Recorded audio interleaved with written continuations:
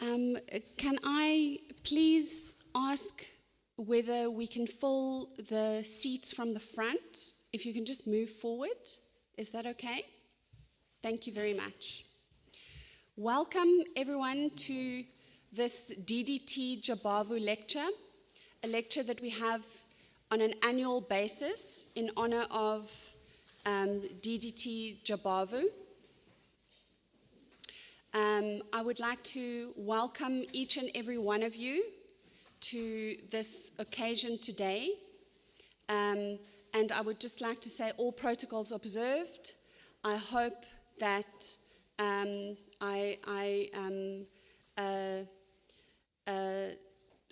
okay to do that. Welcome specifically to our guests of honor, Lewis Gordon and Anna Gordon, who's a professor also in political science.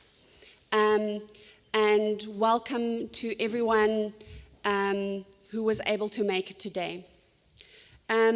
We have had a couple of changes to the program. So what we will do is we will start with Professor Neil Roos, who will do an introduction to the lecture and an introduction of the guest speaker. And after that, we will move on to Lewis Gordon's lecture. Thank you very much, Prof. Roos. Thank you very much, Professor Olofsson.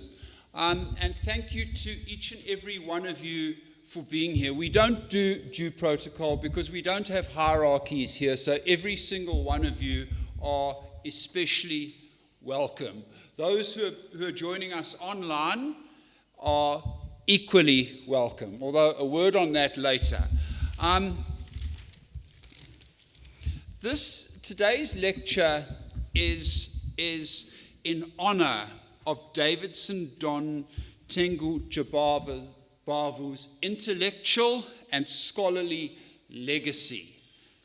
Ddt Jabavu was a founding member of the staff at the University of Fort Hare in 1916. And he remained as professor of African languages until 1944, which is the time that Fort Hare was consolidating its position and building its storied reputation as the most important seat of black higher learning in southern Central Africa. And Ddt Jabavu is truly one of the creators and one of the bearers of the University of Fort Hare's legacy. In addition to his work in the African Languages Department, Ddt Jabavu was also involved with farmers, with teachers, and in a sense, he mirrored one of the later graduates of the university, President Julius Nyerere, who was also involved in a host of development activities, from education to development. It was a particular style, I think, of being a black independence, liberation leader in a particular moment in the 20th century.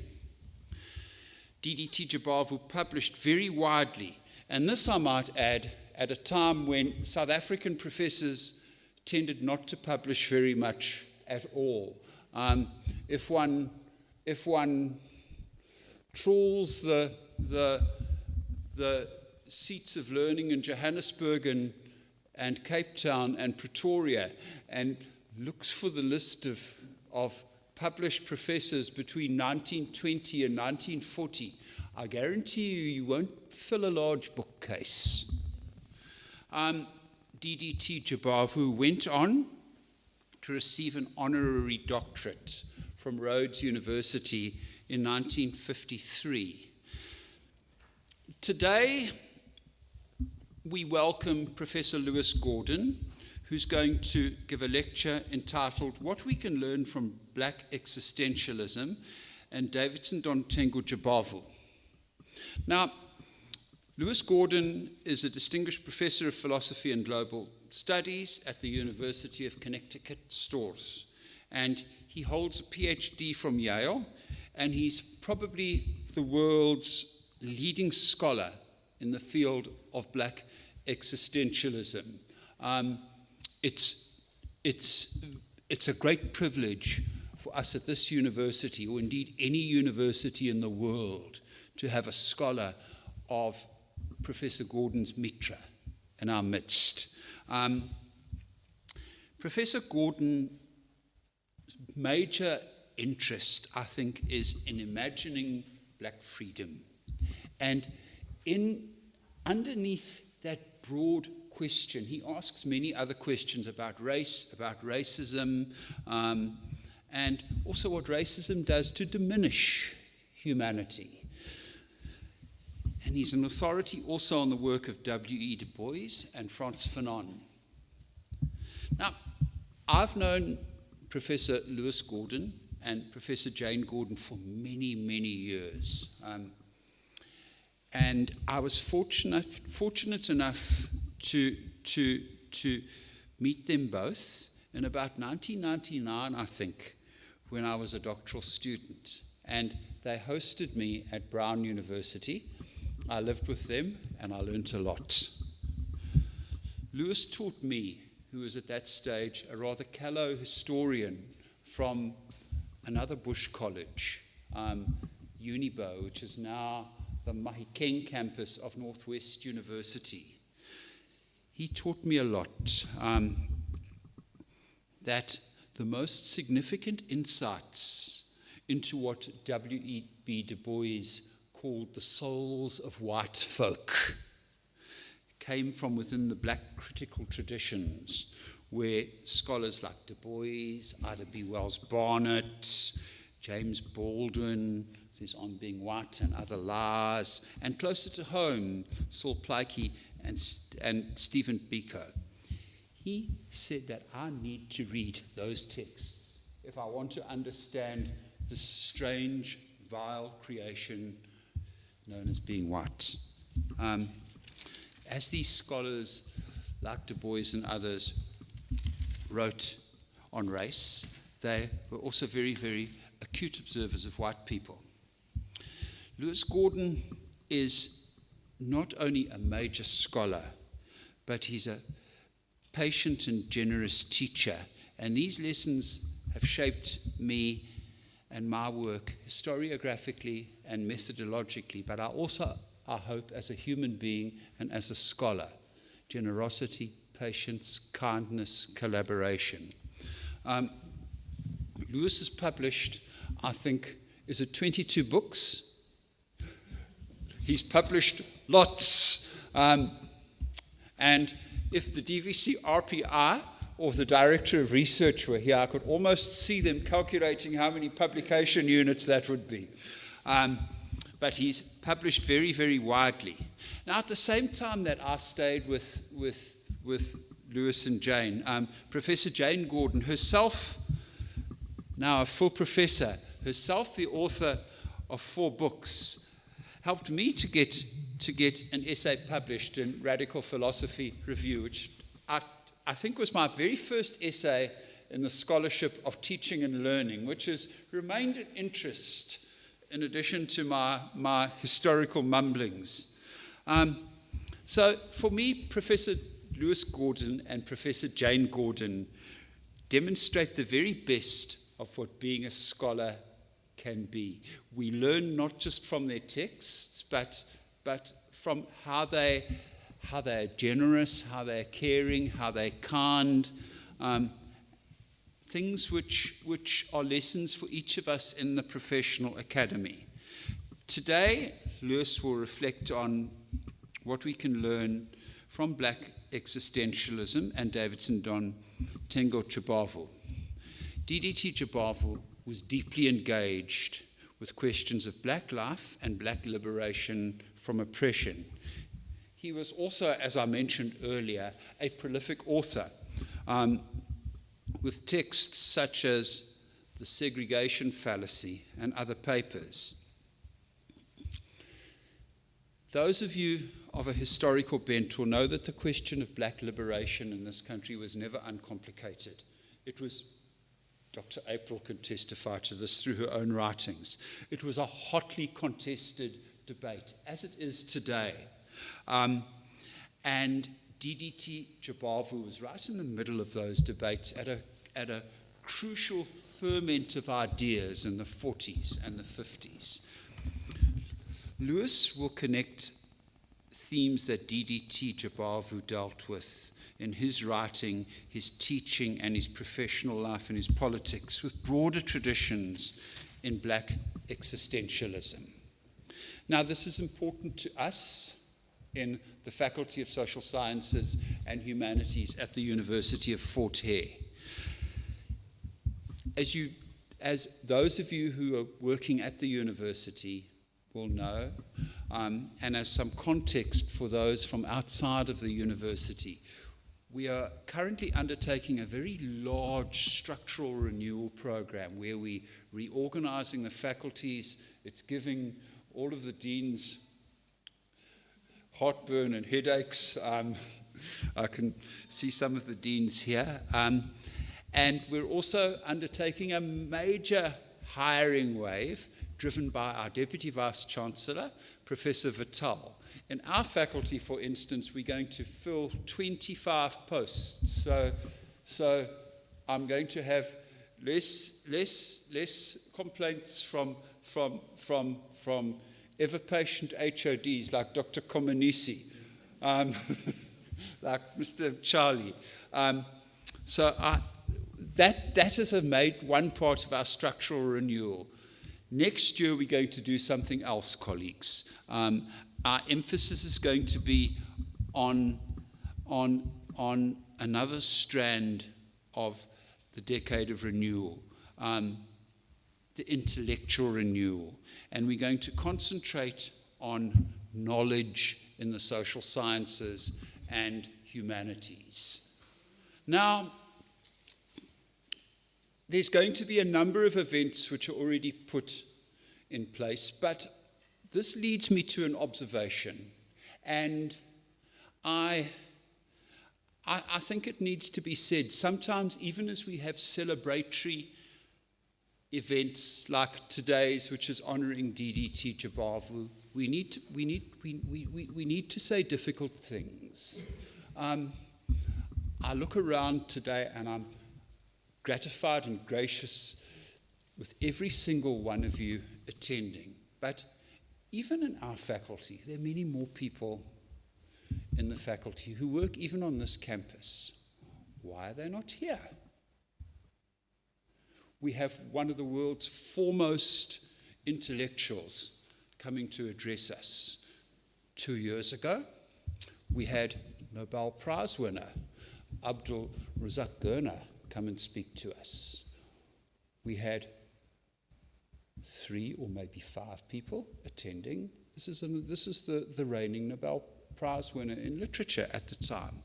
And the fact that we don't have good audiences at these important events says something. It doesn't say people are lazy or that they couldn't care. It says something about where we are knowledge-wise, that perhaps people aren't making the connections from what they are doing, ploughing their work in the gloomy offices in the humanities building, to the bigger worlds of ideas, the bigger worlds of knowledge. And that's why we need to do our task, our work of intellectual renewal, so that when people hear a Lewis Gordon and Abdul Razak Gurna is going to be on campus, that there's a stampede of people at the door rushing in to come and to kind of listen and hear. And I don't mean to be overly critical. I pose this as a challenge for us as intellectuals, as scholars at this institution, as we go about the task of rebuilding it. Rebuilding it, yes, it is a question of governance, it is a question of structure, and we're doing marvelous work, I think we can say here. But we also need to emphasize and work on the intellectual renewal of our university. so that we can take our place where this university really ought to be, where its legacy leaves us, where the work of Ddt Jabavu of Matthews puts us. So what we're going to do next year with our task of intellectual renewal is we're going to concentrate on what's distinctive in our university, in this province, and how we can connect our case studies, our epistemologies, our methodologies. And here I point to someone like young Dr. Kamalo, who's doing massively important work on what a black archive is, how we can connect this work to insights, this work and these insights to wider global trends. Right? They remember that encounter. And in fact, many people say hello to Neil, say hello to Neil. Right? And the events I'm talking about go back 25 years ago. So that could give you a sense. Okay? So, with that said, there's a lot more. I don't normally, but because they're commentaries, they're just some small things I wanted to say before, so I just, type them out here. But most of the time, I'll just speak the talk. Okay? Now, although this lecture namesake is Davidson Tengo Jabavu, right? I'd also like to say, because here I am, I want to say I'm dedicating this lecture also to Chibani Mangani. You all know who he is? Okay, Chibani Mangani, Maboko More, okay, Rosina Mart. Okay, good. Well, there's something I could tell you about them, okay? Chibani Mangani, we'll start with him, right? He's not only known for his work in Black existentialism, psychology, etc., but he is this year's winner of the Frantz Fanon Lifetime Achievement Award from the Caribbean Philosophical Association. Okay? Yes. In fact, let's do it right. Second, Maboko More is one of the past Lifetime Achievement Award winners. Check it out, 2 South Africans, right? We also have the Nicholas Guillen Award for Philosophical Literature. And Rosina Mart was the winner of that. It's 3 South Africans. It connects to some of what Neil Roos was saying, right? Because the Caribbean Philosophical Association, whose motto is shifting the geography of reason, acknowledge what they learned from these intellectuals. These are South African intellectuals. And to give you an idea of the context they are in, other Africans who have won this award are Nkero Nzegu, who is now the Mandela Professor at Rhodes. If we think of Senegal, there's Bachir Dieng. And there are others I could mention. So there are people who forget the importance of these contributions that come from the continent of Africa. Also, although he wasn't born in South Africa, he really has been here, dedicated his life, is very proudly an honorary South African. He's a South African citizen, of course, is Michael Neocosmos. And his book, Thinking Freedom in Africa, it won the Frantz Fanon Outstanding Book Award as well. So you're in very distinguished company. Okay? Now, I bring this up, right, because as the title of the talk states, it brings together Black existentialism, right, and Davidson Tengo Jabavu to address some central problems of the human condition posed by colonialism, decolonization, and struggles to live livable lives. Now, to do so, I will contextualize how I'm going to talk about him, okay? And I'm hoping that these reflections could be relevant for generations to come. Now, it's in a very unusual situation for me being here to talk about this, and it's so for a variety of reasons.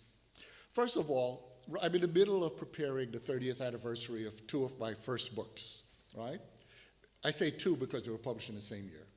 The first one was a book called Bad Faith and Anti-Black Racism, and its 30th anniversary is next year. The second one is called Fanon and the Crisis of European Man, an essay on philosophy and the human sciences.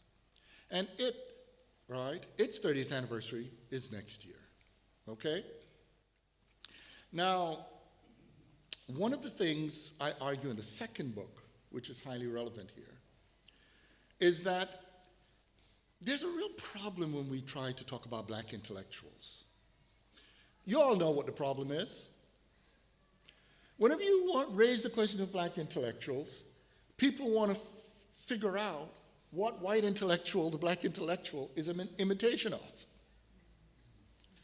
Right? They want to find out, that is one of the big problems. In fact, even worse, some people are more concerned about the biography of black intellectuals and never their thought. Okay. Could you imagine writing on somebody like Plato, Aristotle, St. Augustine, St. Thomas Aquinas, David Hume, Immanuel Kant, George Hegel, Big Book Hegel, Germanic Hegel, Friedrich Nietzsche, Husserl, all those names, and what you talk about is simply their biography, not their thought? So already you could see the point, right? The good stuff, the action, why you're talking about them at all is because of their thought.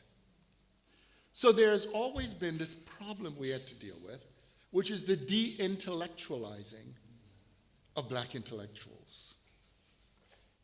It's a big issue. So when I wrote Fanon and the Crisis of European Man, the biography part was very short, and the entire rest of the book was about ideas, but it was also something a little different. Because it wasn't until nearly 20 years later that I wrote a book on Fanon. You see? When I wrote that book, you see, the thing is, if an intellectual is important, then his or their ideas are useful for you to do your work. So for me, it wasn't so much a question of explaining Fanon when I did that book. It was because Lewis Gordon had issues I wanted to deal with, and I found certain ideas from Fanon useful. In fact, why do people bother with Marx, Hegel, Kant, any of those people, except if you can really use their ideas today? Okay? So in a way then, those insights, that informed the way I thought about a lot of those issues. So I'm beginning with this problem of de-intellectualization because it is a damaging issue. We're at a university. You, the young people in the room, you're here to grow, to engage ideas, and the researchers, the scholars in this room, your ideas, what you produce, is so vital. One of the things, although I'm not only known as an academic, I'm also known as what people call a public intellectual.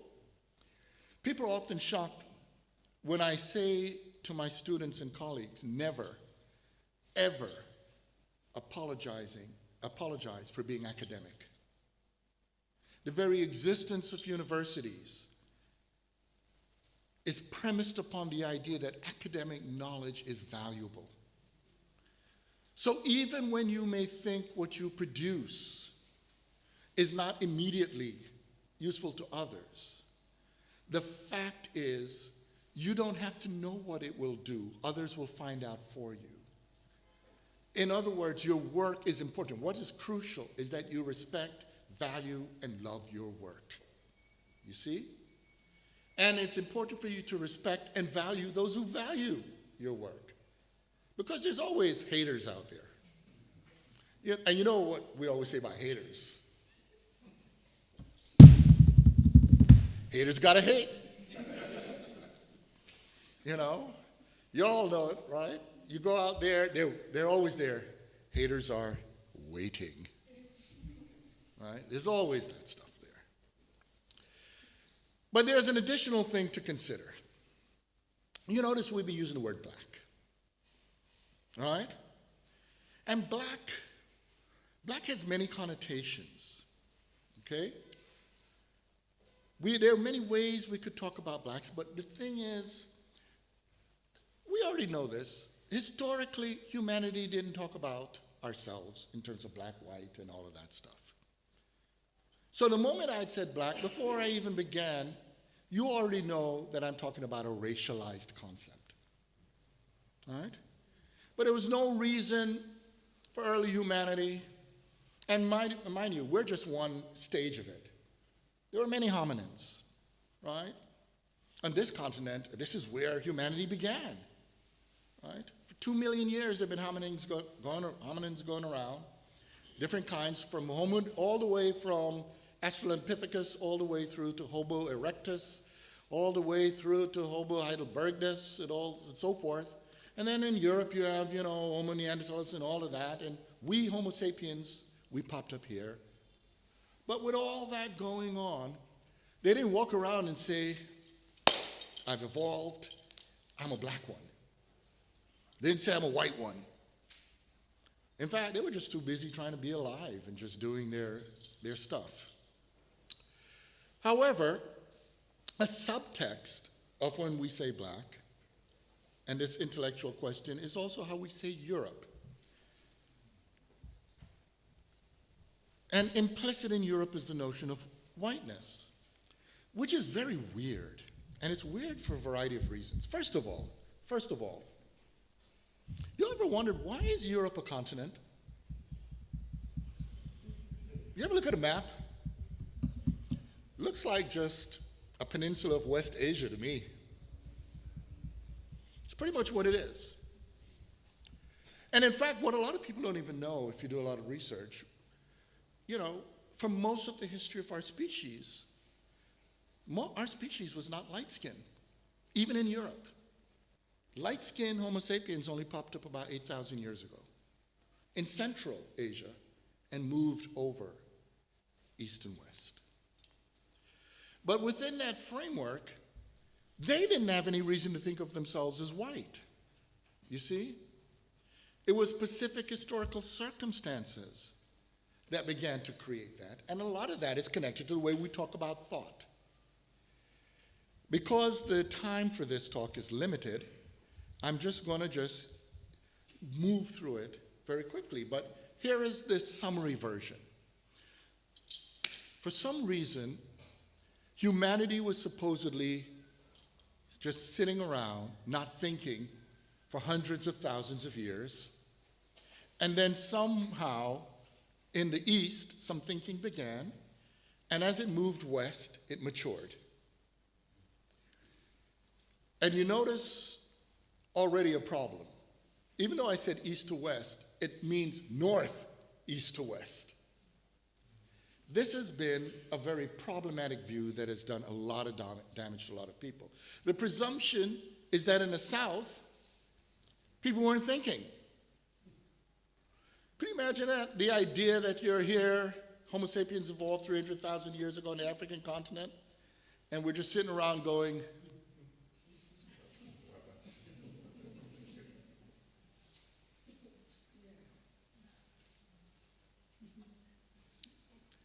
and then we put a little toenail into what in the future will be Europe, and suddenly, oh man, I'm glad that's over. A squared plus B squared equals C squared. We begin to think philosophy, thought, ideas, education, blah, blah, blah, blah, blah, blah. Well, this very misguided notion has led to this ridiculous idea that creativity and thought begins in the north, and all you do in the south is mimicry. So there's a tendency to think that all we do down here, because I'm from Jamaica, and That's also the South. And I'm one of these black people from the Caribbean, had the good luck of knowing all my ancestry. So I know where in Africa my folks are from, right? Ethiopia and Liberia. I also know where my not African folks are from Guangdong, China. I know the ones who are they're from Pondicherry, India. I know about the folks from Jerusalem, from Shannon, Ireland, and Aberdeen, Scotland.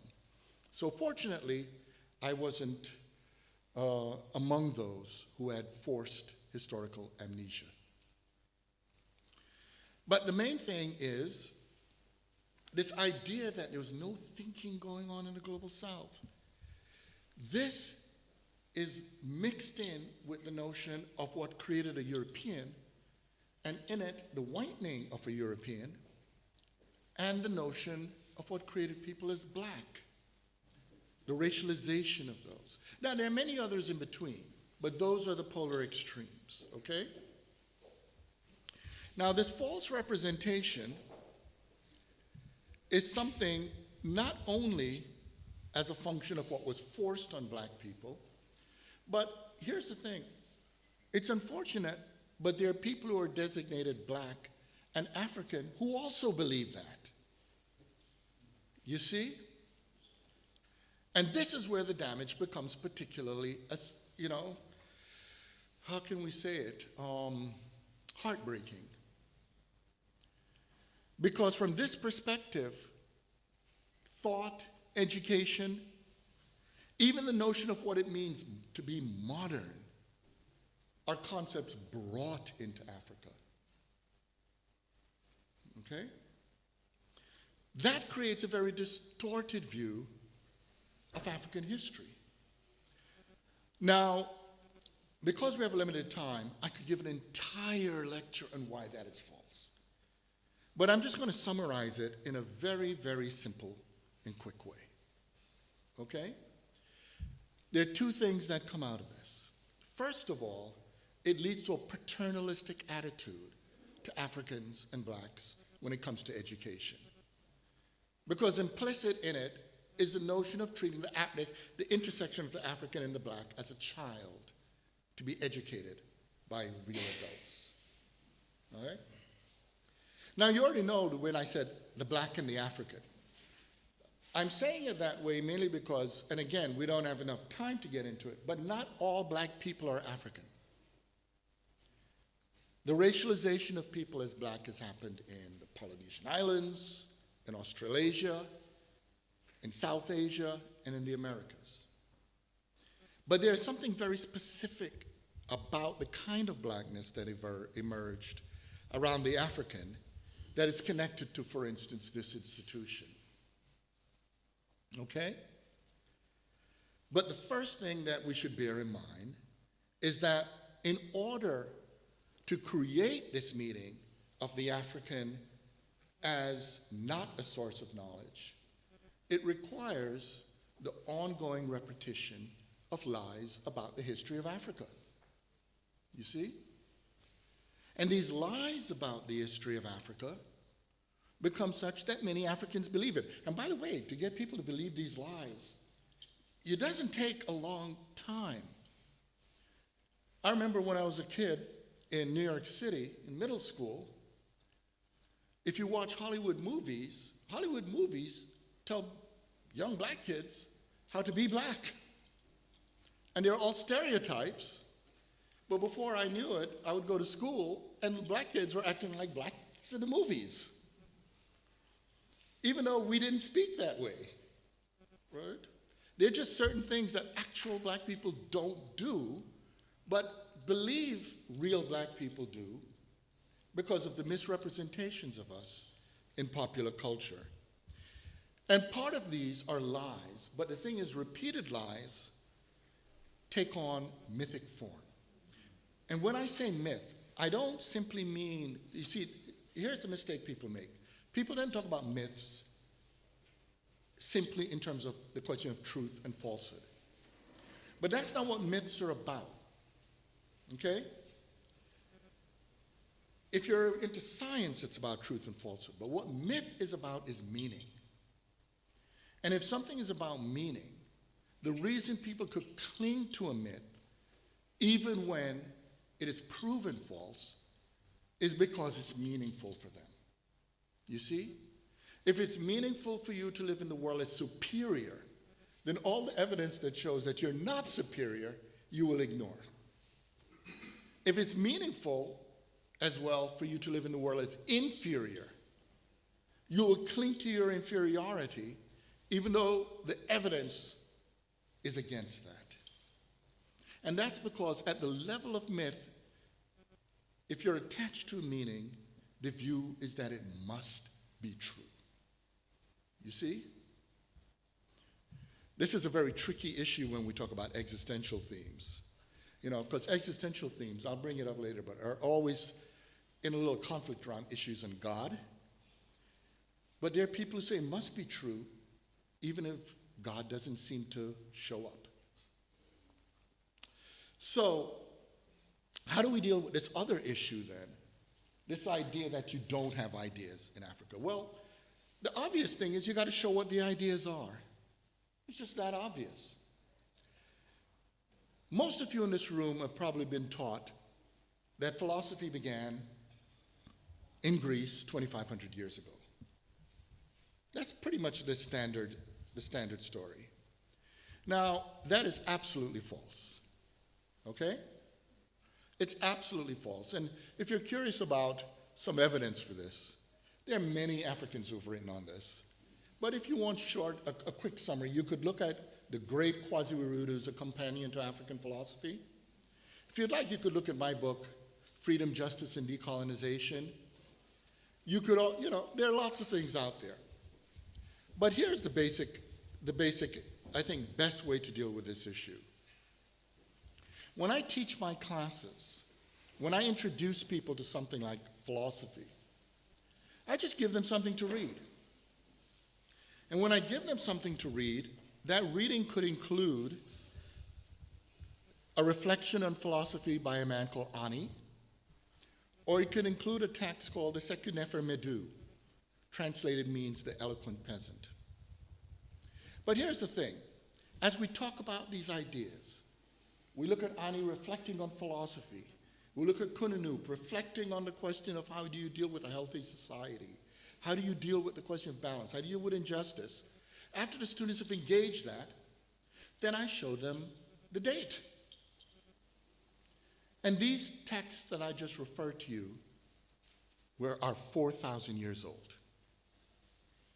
So if you read something that's 4,000 years old, and you hear that something began 2,500 years ago,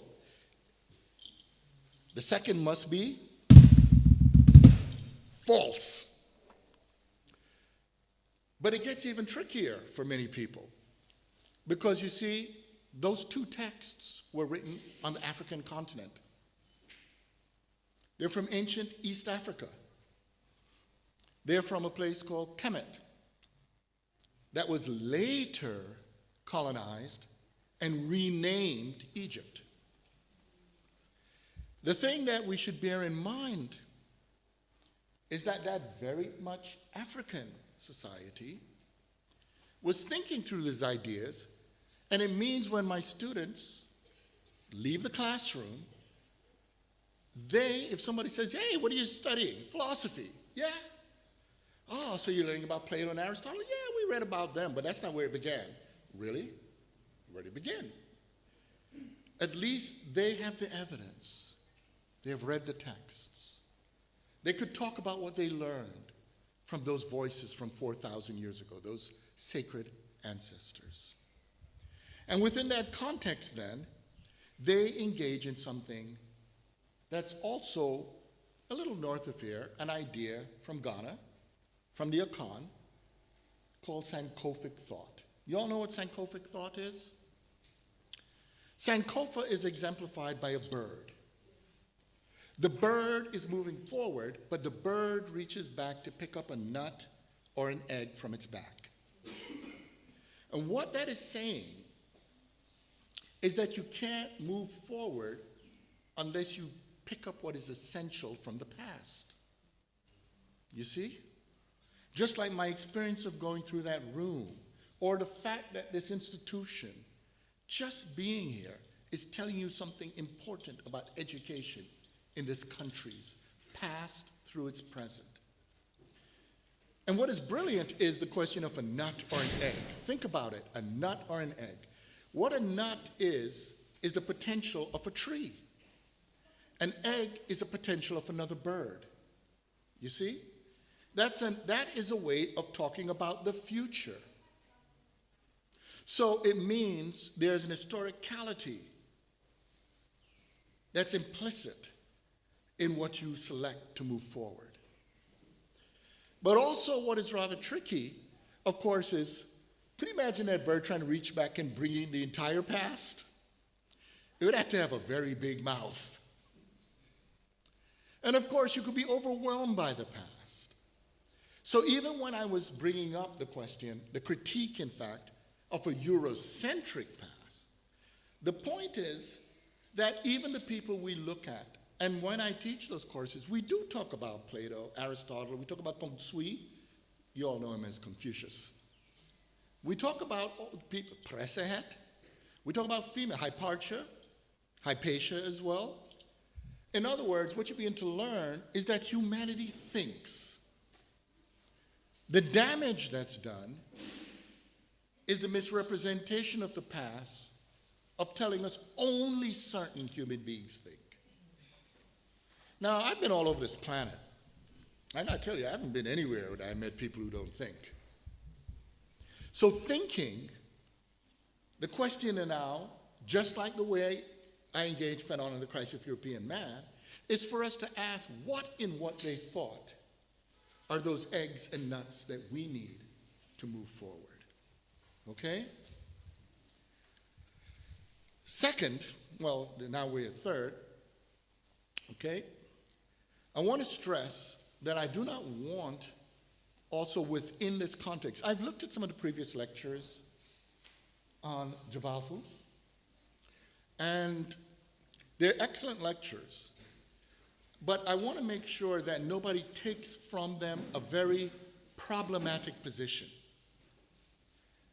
And that problematic position is us repeating what I opened up with earlier when I said that there's a tendency to look at black intellectuals as applications of white thought. Neil, what it is, you know, your superpowers of making the light turn on when you spoke seem to have gone across the campus to tell people to, so they're getting extra cheers. Yeah, you didn't know you had superpowers, but there it is. But here's the thing. One of the things that we think, even though it's well-intentioned, I've noticed over the years in coming to South Africa, and I've also noticed it in Kenya, in Nigeria, in Senegal. Okay, fine, you don't want to measure black intellectuals by white intellectuals. Now, you already know my position is intellectuals are just human beings. So just measure intellectuals by intellectuals, period, right? But some people do think that they are rectifying the situation by measuring African intellectuals by African American or Caribbean intellectuals. Do you see where I'm going with this?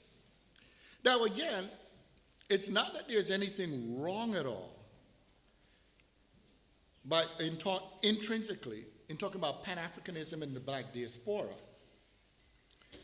Anna Julia Cooper was absolutely extraordinary. Many of you may not know that there was a woman at the founding of the Pan-African Congress. That was Anna Julia Cooper. W.B. Du Bois, we already know how extraordinarily Du Bois is. Frederick Douglass, Marcus Garvey, Booker T. Washington, all those people. But here's the thing, right? Have you ever read a discussion of a black American intellectual being called the Plaikey or the Cabral or the Biko of the United States? Do you see what I'm getting at? So even though it's well-intentioned, And again, this is not to chide people, but there's a way in which I think it's important to understand intellectuals. It's fine to know how intellectuals relate to other intellectuals, but you need to understand intellectuals in Africa in African terms, not as an essentialism, but we have to face realities. The history of how people became black in Africa is they're connected, but it's different from the ways people became black in other places. And this, again, is connected to understanding a more complex understanding of history. For instance, during the period of the heightened period of the slave trade, which was creating people as Africans, as black elsewhere, many African countries were not colonies. Colonialism, for instance, particularly in the African continent, and this is something people are forgetting, there were forms of colonialism happening, but that was primarily in terms of Arab Islamic encroachments. And there was a slave trade that was along the Indian Ocean in these other areas, but within those frameworks, there were still a lot of even the Islamic empires in the African continent were still Africans involved. So that means then it was becoming African without necessarily becoming racialized as black. You see? Whereas in the other place, a specific form of blackness was being formed. And in fact, the colonization of a lot of Africa is actually very recent. In fact, there are a lot of African countries in which at the point of independence, there were literally grandparents who witnessed the colonizers coming in and with their grandchildren or great-grandchildren witnessing at least the legal version of them going out. That's a very different experience than the list of people I gave in the US, with the exception of Martin Delaney, for instance, or someone like that, right? So the thing that we have to bear in mind then is although comparisons are useful, we need to understand that there's a lot we can learn from the uniqueness of each historical condition. There are things the Caribbeans offer. For instance, a lot of Jamaica, the island I'm from, was very heavily Akan and Igbo. And that's one of the reasons why Jamaican patois, when I hear people are speaking Akan or Igbo, I can recognize a lot of it. It also affected my development of speech, which is why there's certain African terms I can hear that many non-Africans, including black people who are non-Africans, cannot hear because the muscles have been developed, you see? But that's still not the same of having the specific history of here, okay? And nevertheless, and the other thing is when I do come here, and all the years I've been coming to South Africa, and not just here into the other countries, if you come as a person to learn, you learn wonderful things about the unique histories of the struggles here. And that means, and that's because every struggle speaks something universal to all of humanity, because every struggle is a human struggle under unique conditions. So this brings us to the epistemic consideration. Oh, by the way, if I'm ever boring you at any point, someone just loudly yawn. Okay? Now, as the theme of this talk is on black existentialism, my approach then is similar to the way I worked with Fanon, okay? Which is, I'm not gonna, you notice, I'm not focusing on the biography of Jabavu, right? But I'm gonna outline some concepts that I'm hoping, because many of you in this room know even more about him and his thought than I do. But the ideas I offer, I hope, will be useful for the research and scholarship you may do, not only in Jabavu, but other people like Bokwe and other 19th century figures that might be useful, as well as how you deal with recent intellectuals, okay? Now, I've already set a context, okay? And I could tell you this is an issue that's not only about here, but even when I was in the United States, when I wrote about black intellectuals in the United States, I wrote an essay in the 90s called Frederick Douglass as an Existentialist. It wasn't to say Frederick Douglass was an existentialist, but I was curious what would happen if you examined him in terms of existential themes. And it was really rather striking because there were all of these really cool things that popped up. And at the time, I wasn't in any way trying to say I was a Frederick Douglass scholar. It took years for me to read Douglass where I became one. And in fact, I've written on Douglass so much right now that's a whole other story. But at the time, the people who were Douglass scholars, they were so obsessed with talking about everything, where Douglass went, where he's talked, who he blah, blah, blah. They were doing all of those things that they were all miffed. They were all very upset that the one essay that had a lot of traction was the essay, Douglass as an Existentialist. In fact, it was the only cited essay from that volume that was in the Penguin edition on Frederick Douglass's first narrative. And the question is why? And it was because it focused on ideas from Frederick Douglass and how those ideas connect to existentialism. Okay? So it's within that context then that we now go to black existentialism. Okay? I've already pointed out that no human being starts out, and I don't know, raise your hands in the room. When you all were, anybody in this room when you were born, you came out of your mother's womb and said, here I am, black and proud. Anybody in this room was, when you came out of your mother's womb, you say, hey, white, baby. You see how weird it is? So we already know you have to be socially produced into that world, okay? So we already have that, we already know that. The other thing we should bear in mind is that I've already also, you may notice when I never said the word modern. I kept saying the words Euro-modern. That's a very important thing for you to bear in mind because I've already introduced you to certain things. I pointed out philosophy was not something created by what we call white people.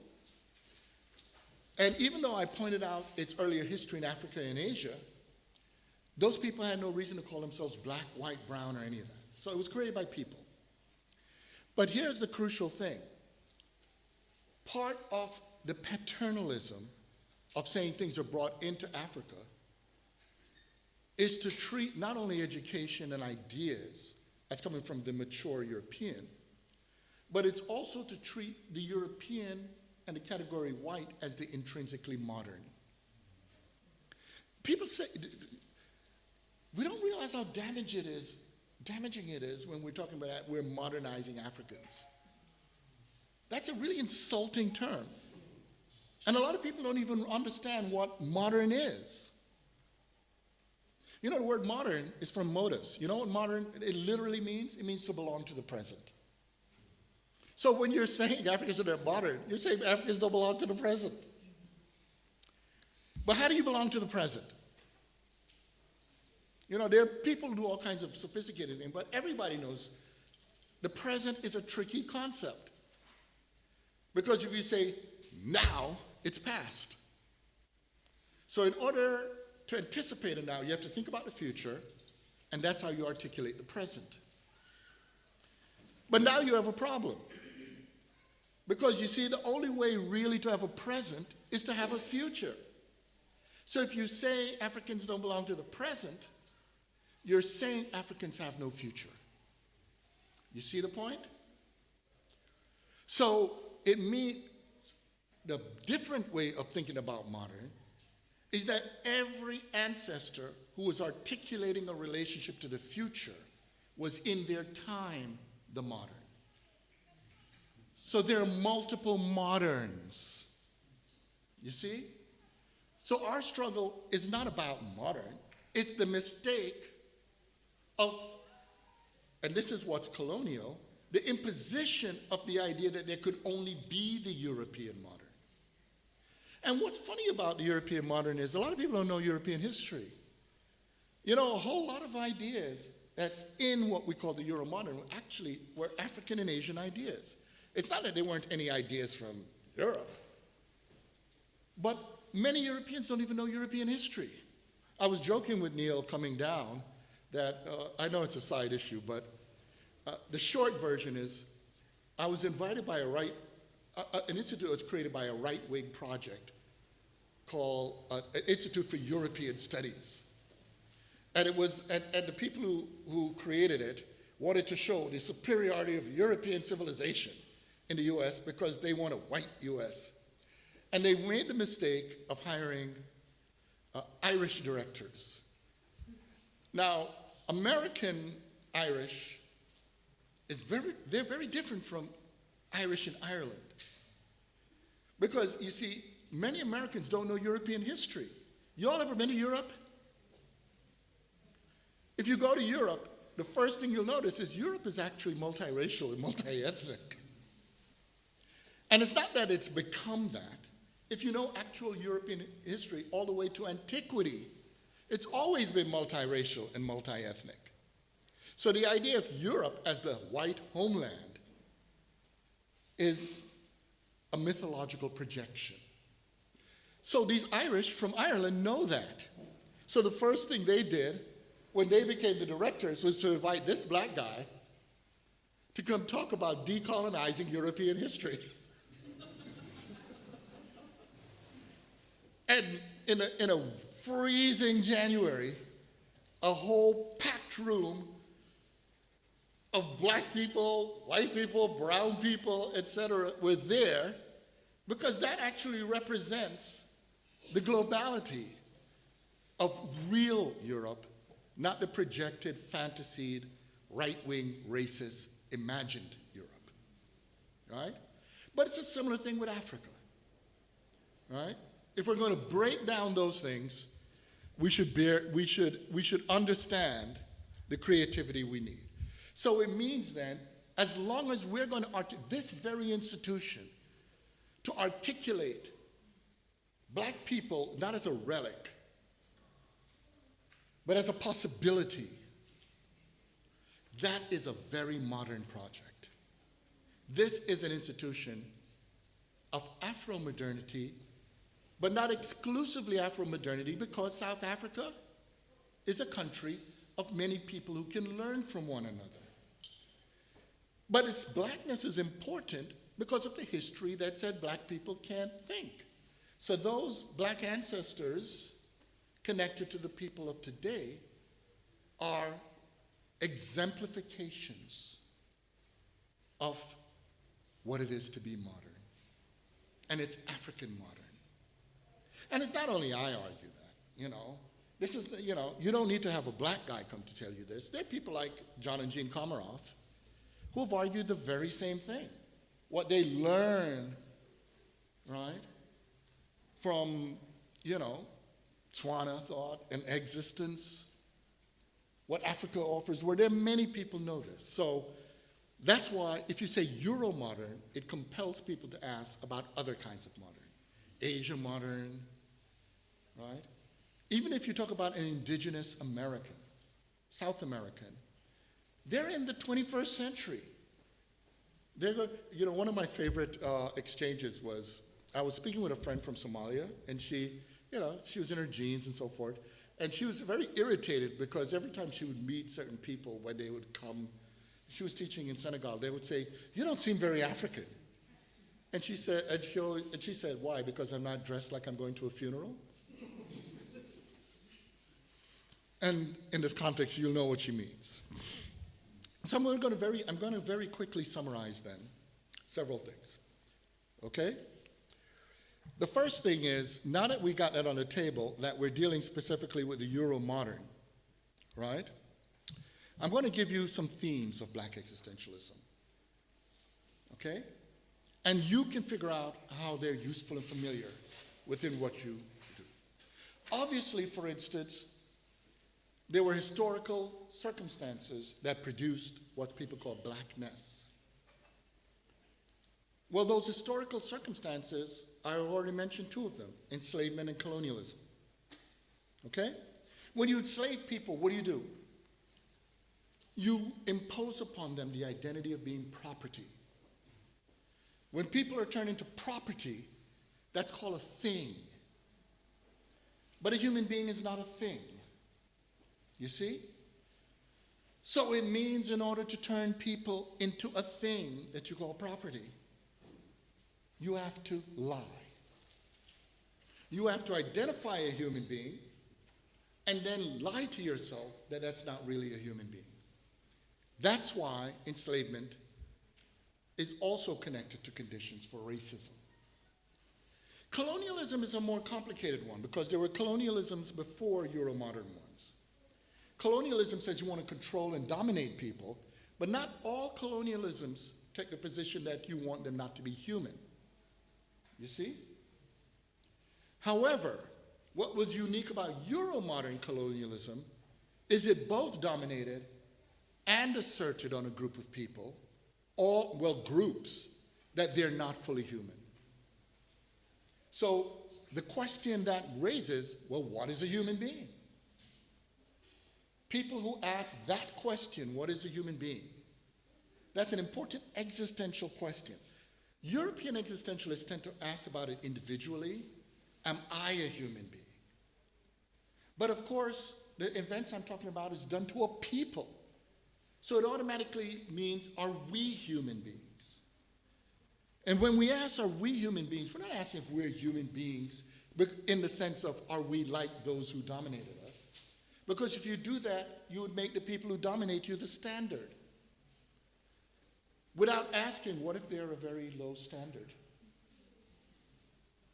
Do you want to make the standard of your humanity racism, sexism, homophobia, classism, the long list of isms? So it means, suppose you say, I'm going to be the standard. Well, even there, you have to say, what gives me the right to be a standard? And now you're in the philosophical, critical terrain. Right? Now you're accountable to a community, to evidence. And this is one of the features of black existentialism. It's not about the individualized I. It's about the we. And there are many who have written on this. Rihanna Olofsson is here, who's written on it. There are many who have written on it, and Karen Zegu, I mentioned before, written on it. But in this country, you already know it through the concept of Ubuntu. Okay? The second one is easy. If you're going to enslave people, let's face it, liberation and freedom are on their mind. All right? But here's again a very interesting question. To be liberated is to just be away from slavery, but it doesn't mean you're free. In fact, that is the discussion in South Africa today, but it's very tricky how we relate to Jabavu in the past because he was there witnessing the process. But the fact of the matter is, even if liberation is achieved, with all that was struggled for, right now this is a country in the process of now fighting for freedom. And freedom is a rather tricky concept because you see, freedom is also connected to being valued, to belonging, frankly, to being at home. One of the things that has happened, for instance, in Euro-modern colonialism in the African continent is to attempt to make people homeless in their home. So freedom is not simply about whether you get somebody out your home. It's about whether you can actually articulate a home in which people can live. And then there's another question that's raised, and I've actually been raising the other question throughout this talk. The other question is the problem of justification. The problem of justification can be symbolized very simply. I think Frantz Fanon did it very well. Okay? The short version is a whole lot of philosophy, science, literature, the arts were devoted to rationalizing the dehumanization of a lot of humankind. So how do you sell to people that using the arts, philosophy, science, and so forth will liberate us? That's the crisis of justification. But I like the way Fanon did it. In Black Skin, White Mask, Fanon said, he noticed reason had a habit of leaving the room whenever a black person walks in. Right? And what he's saying is, you could imagine, right? You can imagine there's this party of ideas going on. Right? And at the party, people are, the disco lights going, there are philosophers hanging out, you have Plato being formal. It's a philosophy joke. You have, you could have St. Thomas Aquinas trying to be at peace. You could have Descartes trying to figure out where he is. You could have Hume trying to make an impression on everyone. Yeah, these are really corny jokes. All right? You could have Kant being, categorical. And I love this part. You know where Nietzsche is? At the bar. Okay? And you have Hegel, trying to be dialectical, etc. And then Fanon says, yeah, I want a piece of that. So he jumps in and then said, what? What? Reason I can't join the party? The thing is, he identified an important problem. What if reason is behaving unreasonably? Isn't that a paradox? Unreasonable reason. And you all know this. There are a lot of times that frustrating moment when you walk in, and this is one where, I'm talking about blacks, but many women have experienced this, right? Where you're in a classroom, you have an idea, you raise your hand, you say something, nobody says it, a guy raises his hand, says the same thing, and people recognize it. And you're like, but it was the same thing. That's the frustration, right? That's reason being unreasonable. You say, but it's the same thing. Well, how do you reason with that? Well, the answer, Fanon began to realize, is if you try to force, if you get up and try to, that's violence. And it's all now about you being violent. So you have this double task.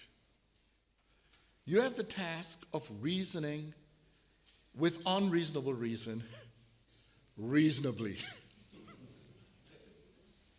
That is, I call that the metacritique of reason. Now, to move along quickly, there's another thing that pops up. Because you see, now that you understand this, there's another thing that's really crucial. Because what you begin to realize is that reason and rationality are not identical. You begin to realize that if you properly have reason, reason is knowing how to evaluate when even rationality has failed. So we come to this fourth element. The fourth element is redemptive narratives. There's an obsession in the Euromodern world with redemption. And this is one of the things that lead to debates, all right, internally to black communities, but also across communities. We start with the outside one. Euromodern colonialism wants redemption. It wants redemption in the form of trying to get all of us to answer this question in the affirmative.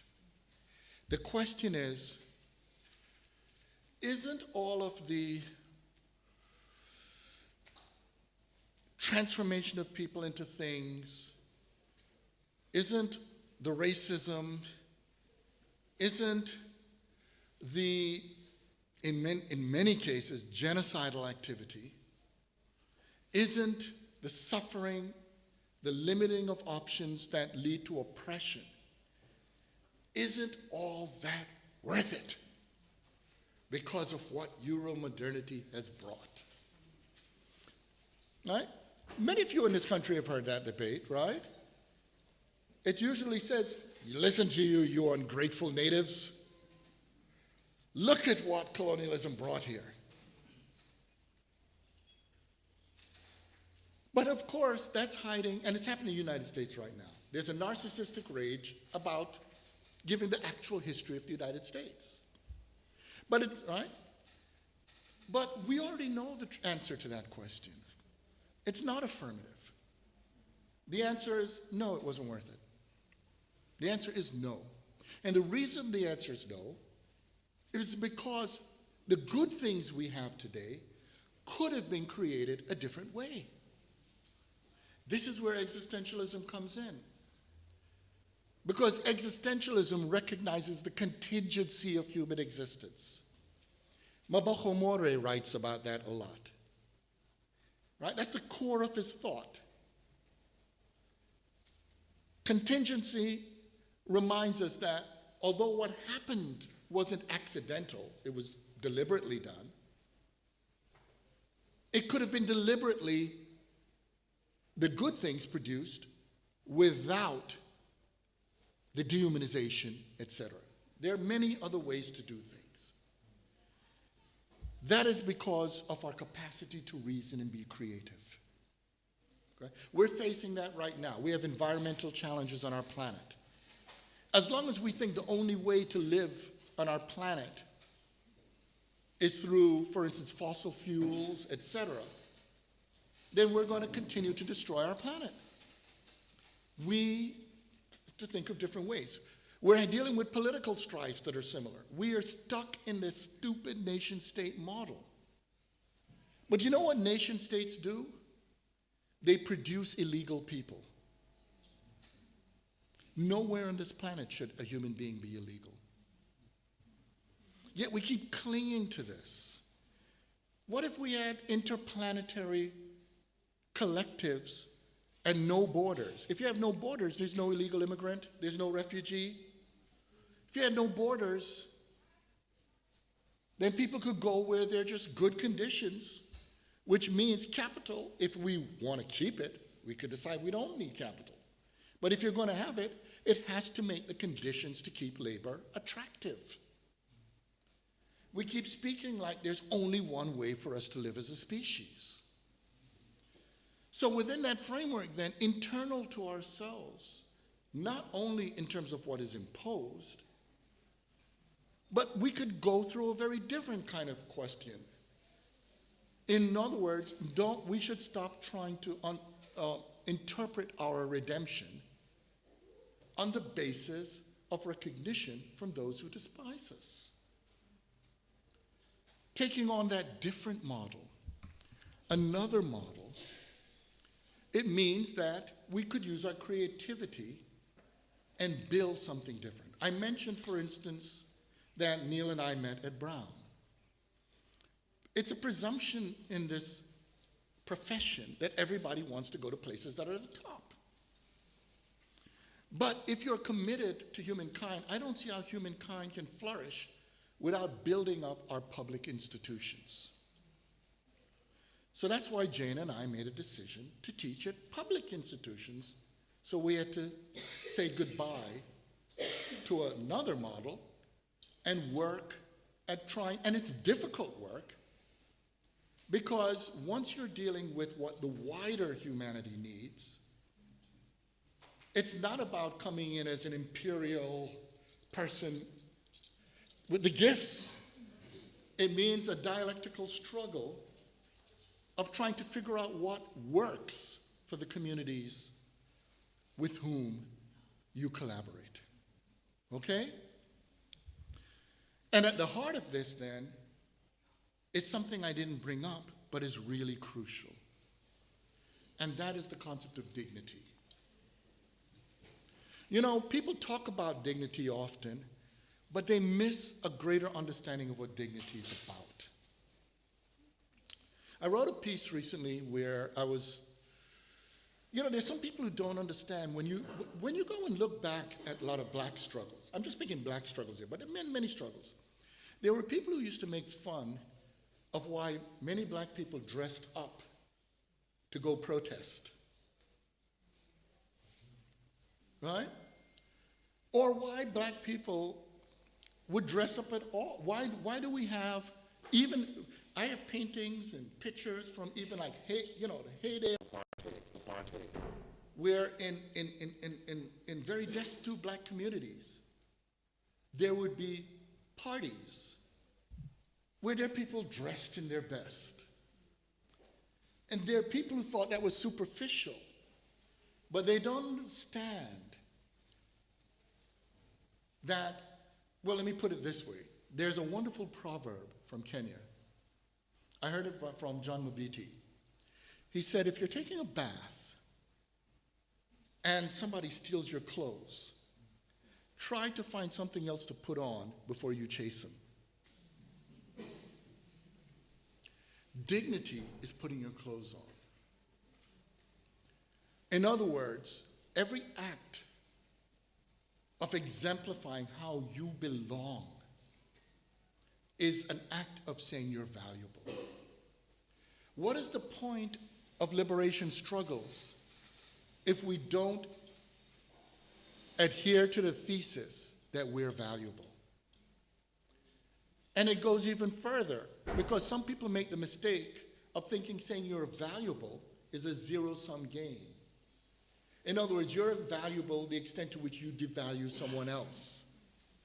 That is a false thesis. Because human beings, we live in the world together.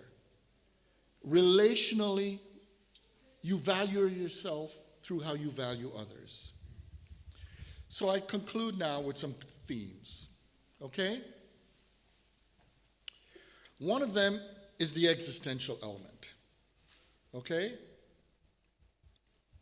And I've already hinted at it in Maboko More. Now, this is a tricky one, because you see, I don't have time to elaborate it, but a lot of humanity is busy looking for daddy. They're looking for an imagined protector in all of metaphysical reality for them. But, there's something you learn especially when you're an adult, that children, you are to protect and so forth with children, but there's a reason why adolescence is difficult for children. Because when they become adolescents, they begin to realize that all the crap they put up with from their parent was because they believed their parents were gods, that their parents could protect them. But then as you get older, you realize your parents couldn't even really protect themselves. And that's a frightening realization. Because what you have to keep down is the seething knowledge that reality had absolutely no reason to give a damn about any one of us. And it's a frightening thought. And it's even a more radical problem. This is where the existentialism coming. Existentialism could get real downright cold. It's not only that reality doesn't have any reason to give a damn about us. Reality doesn't even have any reason to give a damn about reality. Now that's really badass. You ever seen situations where people are going to come up and say, I got you. And the person says, I don't care. How do you deal with people with absolutely no concern, no fear? So that means that mattering, valuing, reality, right? That's not our world. Our world, where all this stuff that mattered to us, is called human reality. In fact, art. This room could have just been a room to meet in, but everything is designed as an expression of the value we bring one another. Art is human beings saying, the universe doesn't give a damn about you, but you need to give a damn about you, your loved ones, everyone. Art is us creating a world to belong in. And it's not just art. But art is important because, as you know, in many times you meet, particularly in this country, some people don't understand why there's dancing, right? Why there's certain points of celebration, or even why I beat the drums. But those are all ways of saying we're valuable. So this means then, responding to that contingency means that it's up to us to build for our fellow humanity a livable world. Okay? But to do this, we need to understand the agency at the heart of humanity. It doesn't happen unless we do it. When I talked about, for instance, earlier, that it's not just what's imposed upon people in black existentialism about us being black, but there's another kind of black existentialism. It's what we create. It's our agency. It's how we create valuable black life. In fact, one of the things I love is one time I was over in Joburg, and I went out to Soweto, and I gave a talk at an art gallery, and afterwards I was hanging out with a community of women, and we were all drinking and talking, and they were all professors, but they were all living in Soweto. They had all thought they had arrived when they were to leave Soweto to live in predominantly white suburbs. One of the things they immediately learned, they all said, was that there was very little life there. They began to notice that a lot of blacks in those places would go to what's the former black townships. And the townships were calling them township refugees. And the reason they were going is because a human being needs life, of being valued. And this is very important because there's a very insidious, horrible form of thought infecting this country and many others in which there are black populations. There are people literally telling you that black people are not human, black people are not life, black people are death. If we were that, why are there so many white people all in the world imitating us to have life? You see? And it's because directly confronting dehumanization requires building life. You see? And so, it is with all that, in the context of this country, that we're afforded something from the people like Jabavu, and also a person with whom he had some conflict, Bokwe, and many others, which is that if we take ourselves too seriously, we leave no room for others. In the end, we must understand ourselves as setting the conditions of possibility for those to come. Yeah, there are things we can disagree with those ancestors. They were human beings, they were not perfect. But one thing is indisputable. If they did not act, we would not be in this room. We would not see that wall of achievements. And we would not have a fighting chance to build for humanity and beyond humanity for other forms of life on this planet. The possibilities for lives worth living. And if we do it right, they could say about us, as we could say about those who preceded us, those powerful, important, proverbial words. Thank you.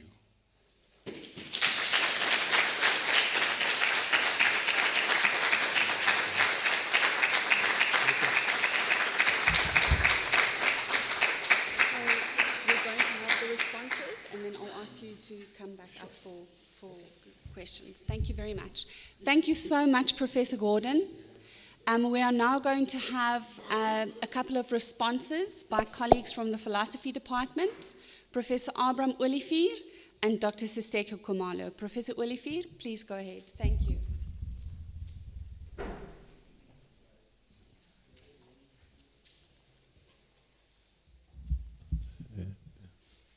Thank you very much, Lewis. He was doing jazz, right? Playing with ideas and I'm just going to do the short thing. I don't have much time. I can't jazz like he does.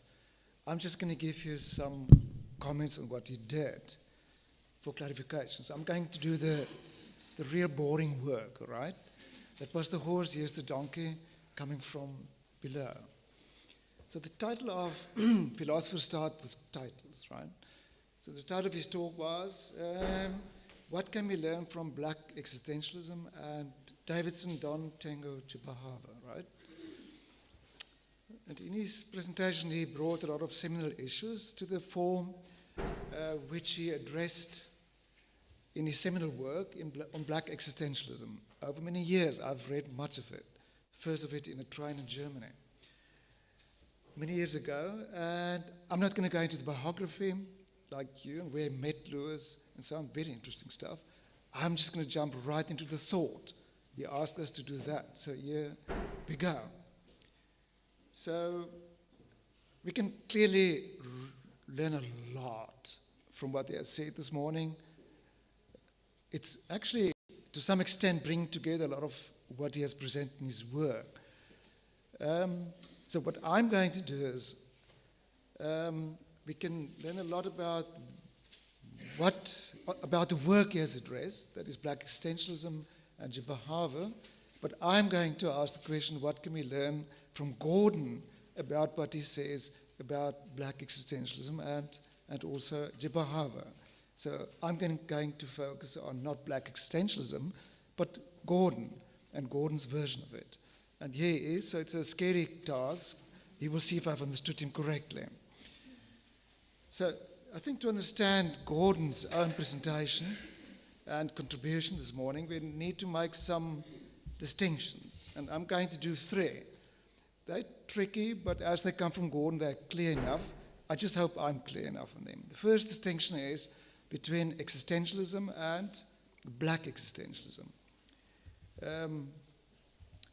Gordon distinguishes between these two terms in his work. For instance, Existentia Africana, Understanding Africana Existential Thought, that was published in 2000, and I think some of it came out in the talk this morning again. He considers European existentialism, which he spoke about, and I'm going to quote him here, as just one continent's response to a set of problems that date from the moment human beings faced problems of anguish and despair. End of quote. Now, existential philosophies, contrary to existentialism, Gordon also calls Lewis, right? Professor Lewis Gordon also calls them philosophies of existence, regard similar, I'm quoting again, concerns of freedom, anguish, responsibility, embodied agency, sociality, and liberation, end of quote. However, and here's the big however, unlike existentialism, which considers one continent's, the European continent's issues of universal concern, we heard it this morning, philosophies of existence are marked by a centering, quoting him again, of what is often known as a situation of questioning of, or inquiry itself. So Gordon calls us to look at the situation of questioning, the lived context of concern. Now, a particular situation of questioning or lived context of concern within black existentialism, so moving to black existentialism now, is what Gordon calls after W.E.B. Du Bois, the problem of being black. Or as Gordon explains so well, making the being of black people a problem.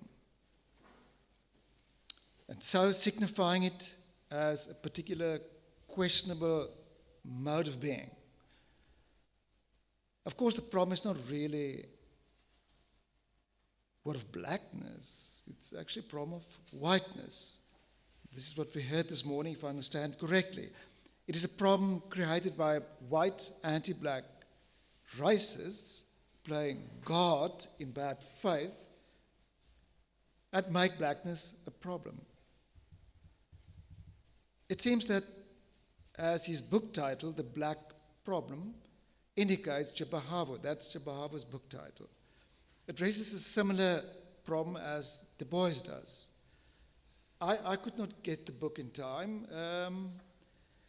It's not online, and it's scarce. If you order a copy, it's an old version, you may not get, especially if it comes all the way to South Africa. But it looks like, from the discussions I've read, that the problem of black people being made a problem because they live under oppressive systems of racial segregation and oppression, which are persistent, is one that he shares with Du Bois. And one part of the system is the epistemic injustice of not printing the books of black authors like Jabavu, or making them available affordably, which makes me a book thief. I openly defend stealing books so the students can read them, from the predatory publishers. We invest in weapons, but not. I think that's part of the kind of existential topic you're addressing here. Okay, that was the first distinction. Recall it's between existentialism and black existentialism. The second one is between black existentialism, or black philosophies of existence, and Africana, or African existential philosophy.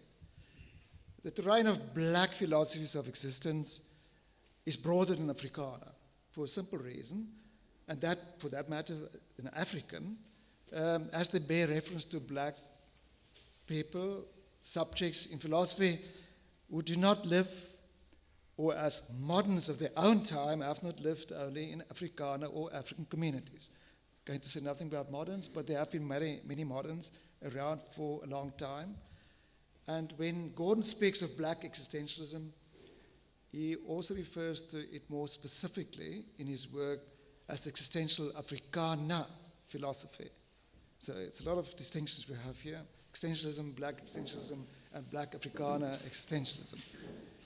And he does so to make clear that, and he said this morning, if I understand correctly, that people in the African diaspora have particular existential issues or questions arising from their specific lived context of concern.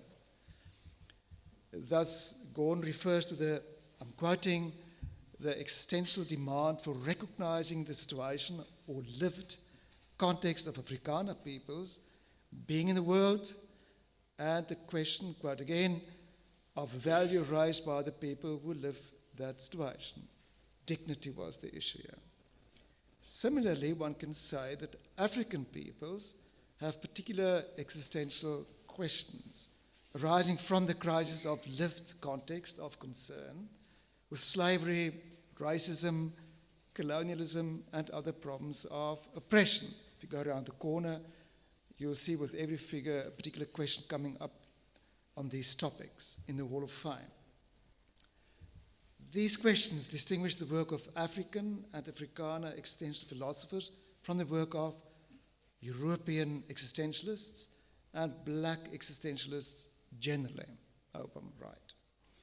In this line of thinking, it seems important to note, and it seems also fair to say, that a scholar such as Du Bois is one of the first Afrikaner existentialists, as he addressed the existential problem of blackness in the lived context of the Afrikaner diaspora, while notably Jabavu can be considered one of the first African existentialists. I hope that's correct. This brings me to the third distinction, and yeah, I'm sneaking in a project which I think is coming from for him, and that has made me stay here all the years. And that is between Afrikaner existentialism and Afrikaner existentialist phenomenology, right? So the distinctions are becoming tricky, but I'll stop there, not with my talk, with these distinctions. Notably, Gordon maintains that, I'm quoting, although my focus is existential, the way I go about conducting my analysis is phenomenological, end of quote. And he explains this in contrary to a lot of European phenomenologists, in very clear terms, calling it the method of bracketing or suspension. It means, in short, a critical analysis in the sense of A, the suspension or critique of the attitude of white supremacism. You can also call a critique of or a suspension of myths coming from white supremacism that anti-black racist and colonialist, neo-colonialist regimes are premised on.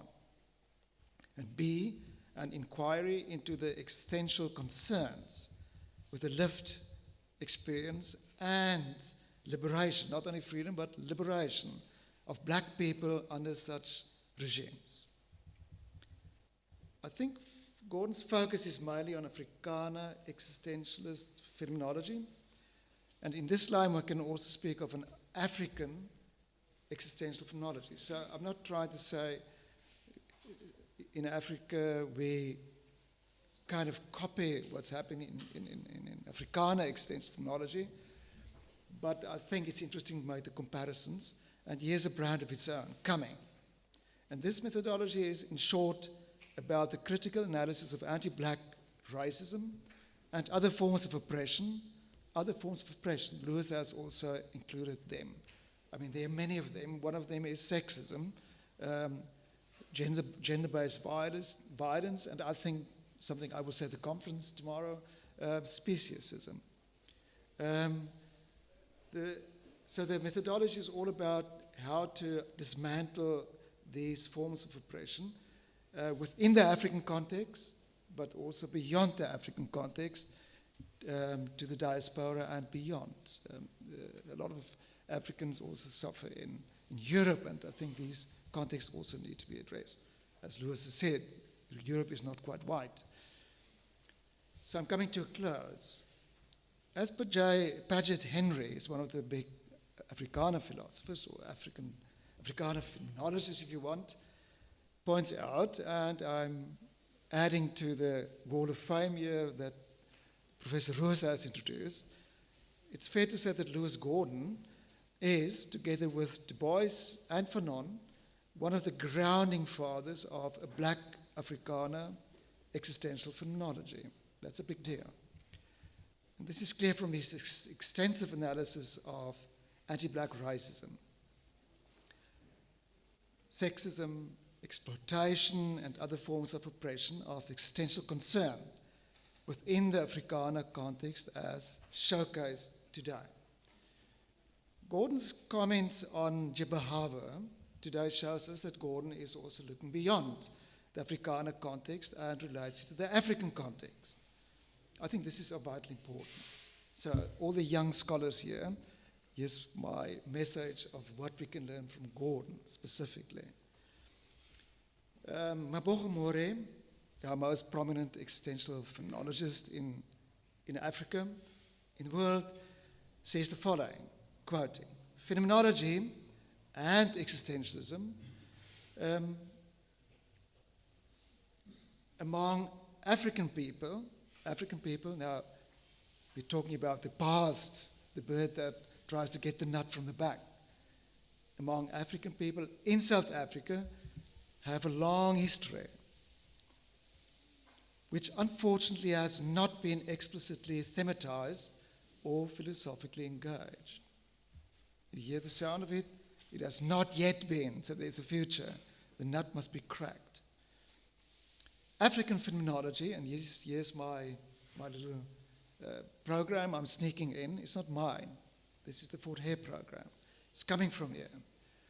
African phenomenology, that is the analysis of the structures, seminal structures of our experience within the African context. It's a new field, and in fact, we have just launched the first anthology on it, and Lewis Gordon was one of the contributors. Are you professor, or are you just Rihanna Olofsson is one of you? Let's break down the categories.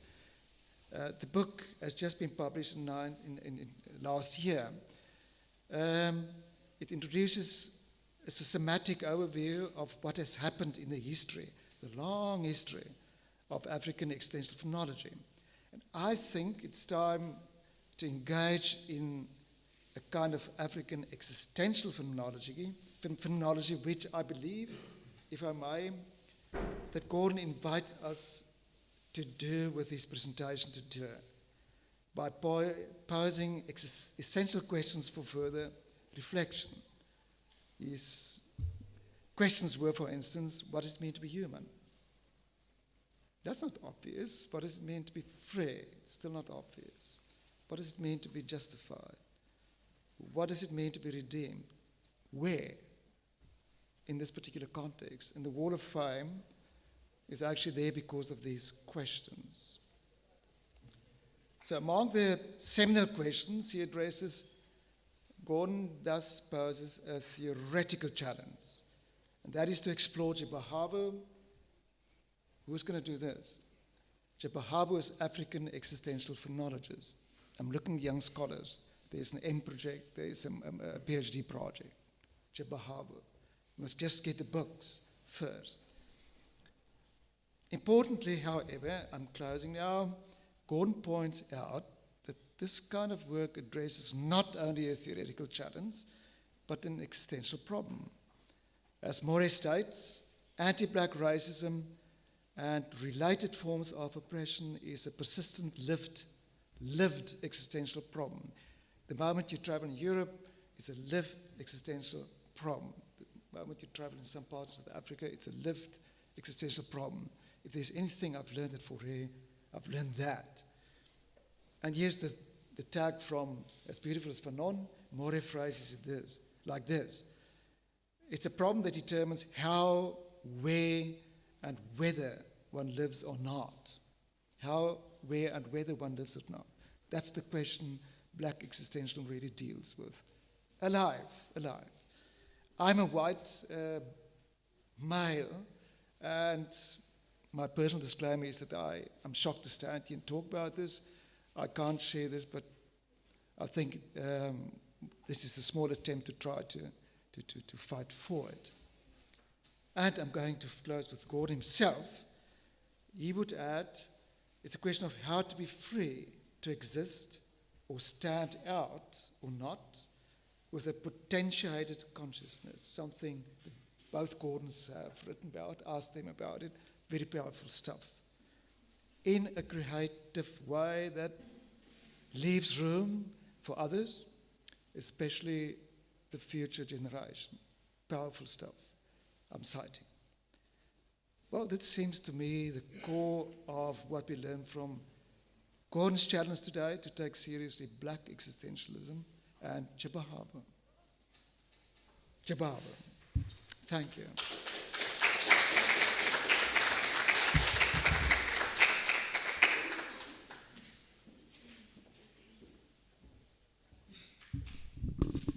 Thanks, Abram, Professor Olivier, and thank you to the speaker, Professor Gordon Lewis, and welcome to the University of Fort Hare. It's an honor to have you and to respond to your work. I would like to outline 4 questions that Gordon poses to us in his address. He says, what does it mean to be human? What does it mean to be free? What does it mean to be justified? And what does it mean to be redeemed? Questions which are systematically considered in his Freedom, Justice, and Decolonization, which appeared in 2021 with Routledge.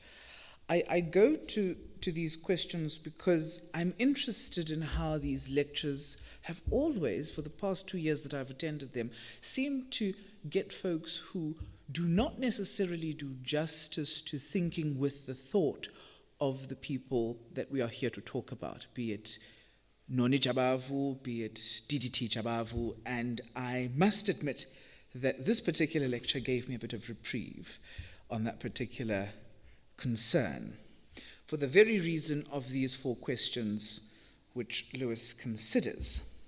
And I'm just going to outline a couple of questions or a couple of themes that I identify, 4 to be exact, in his lecture. And the first is on the question of biography, which is to say that when scholars engage these particular lectures or sort of speak to these particular figures in this lecture series, they often engage with the question of biography or biographical approach. And I would suggest that this is necessarily the case because many who come to present these lectures often come from what we would otherwise conceptualize as the metropole or hegemonic societies who know very little about the libraries and the contexts of the scholars that they are here to speak about. While we, on the other hand, have mastered and continue to teach their libraries, their scholarship, and their thinking. And this, of course, highlights a curious concern which Gordon speaks to in his very own lecture, which is the question of hegemony. The beauty of the hegemon, is it not? The second point to which he speaks is the question of education, tracing this question, of course, through the critique of the biographical approach. Now, on this particular question, I'm interested in thinking specifically with the systems of education, and Gordon does this, of course, to demonstrate the point that there has always been thought on the African continent. And I'm interested in tracing that through the work, for example, of Ali Mazrui, when Ali Mazrui writes the book, what was it called? He writes the book, African Values and the Political Elite in Africa, or Political Values and the Educated Elite in Africa, and that came out in 1978 with Heinemann. And Mazrui traces the nature in which colonial education usurps the function and the role of what he conceptually frames as pre-colonial modes of education on the continent. And I think that this necessitates getting on with the task of reading our thinkers in situations. So, for example, when we're thinking about Ddt Jabavu, what does it mean to get on with the business of thinking with him in situ? And I think that these four questions of what does it mean to be free, what does it mean to be justified, what does it mean to be human, are necessarily of great importance because of their contextualized specificity, especially if we consider the fact that Ddt Jabavu inherits very important debates in our country, which is the third point that I'm coming to, and the important debates he inherits are questions around the land question, which had been vigorously debated, by the way, in the previous generation by his own father, John Tengo Jabavu and Jonas Bokwe, on the question of the 1913 Land Act, which, of course, as we understand, John Tengo Jabavu, the senior, advocates for the question of adopting the Land Act, while Jonas Nziko, on the other hand, resists that particular position to the extent of becoming defrocked by the Anglican Church as a deacon in the context of South Africa. Right? So when we're reading Ddt Jabavu, we've got to locate him in that history of very site-specific debates as they pertain to blackness, as they pertain to these four questions that Gordon gives us. Now, I last speak to the question of redemption, and I want to consider this against the notion of Ubuntu. Now, this is my personal critique of Lewis, where he suggests that Ubuntu is a taken-for-granted proposition in our context, and my resistance or objection is to say that Ubuntu, as he understands it, is developed in South Africa by two individuals who cannot linguistically situate it, right?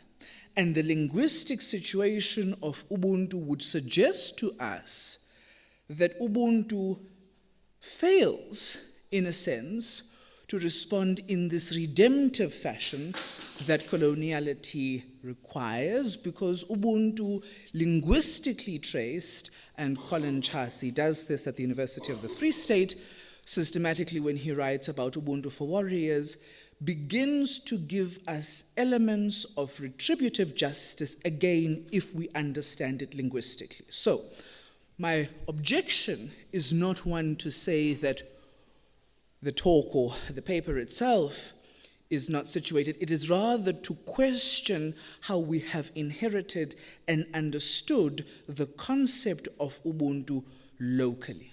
Because it is developed by two scholars, that is Leonard Prague and Thaddeus Metz.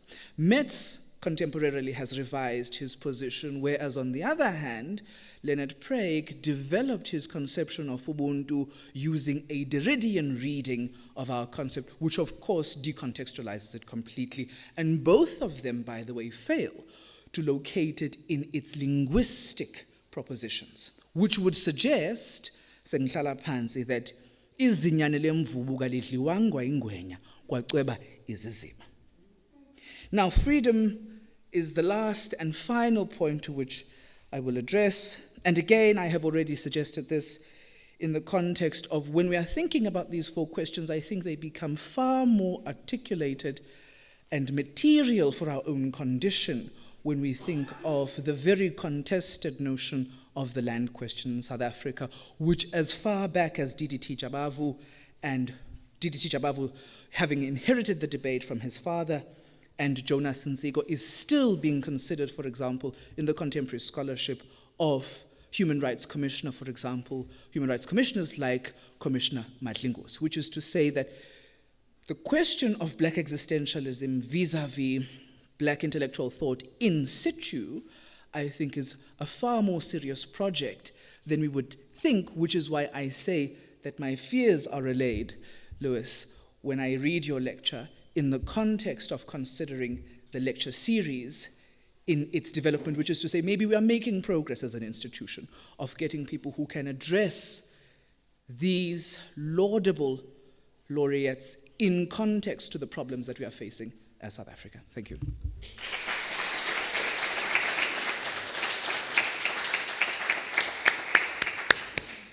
Thank you so much. Thank you, Professor Olivier. Thank you, Dr. Khumalo.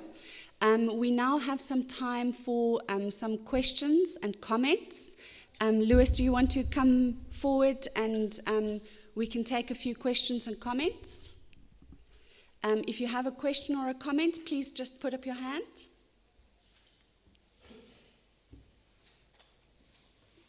Please also say your name, that way I could address you as a person.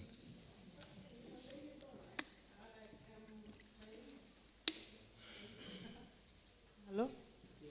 I'm Connie Little. My name is Connie, so you can address me just as Connie. I was intrigued by your remarks on lies that are perpetuated till they are, at the end, they are myths, because they were lies to begin with. And I'm trying to link it to leadership. I just want to hear your comments on leadership that is embracing that lie and myths, especially in relation to emancipation or some form of renewal, transformed renewal. I just want to hear your comment on that one. Thank you so Koli. much. I enjoyed your lecture and the comments from Dr. Khumalo and Professor Olivier. Thank you.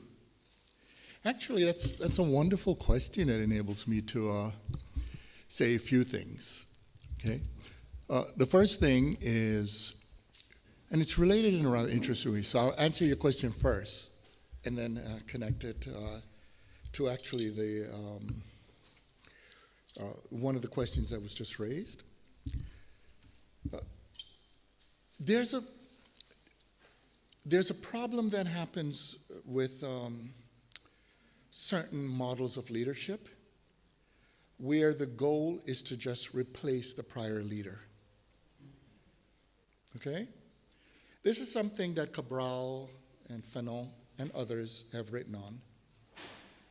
But I could put it in a very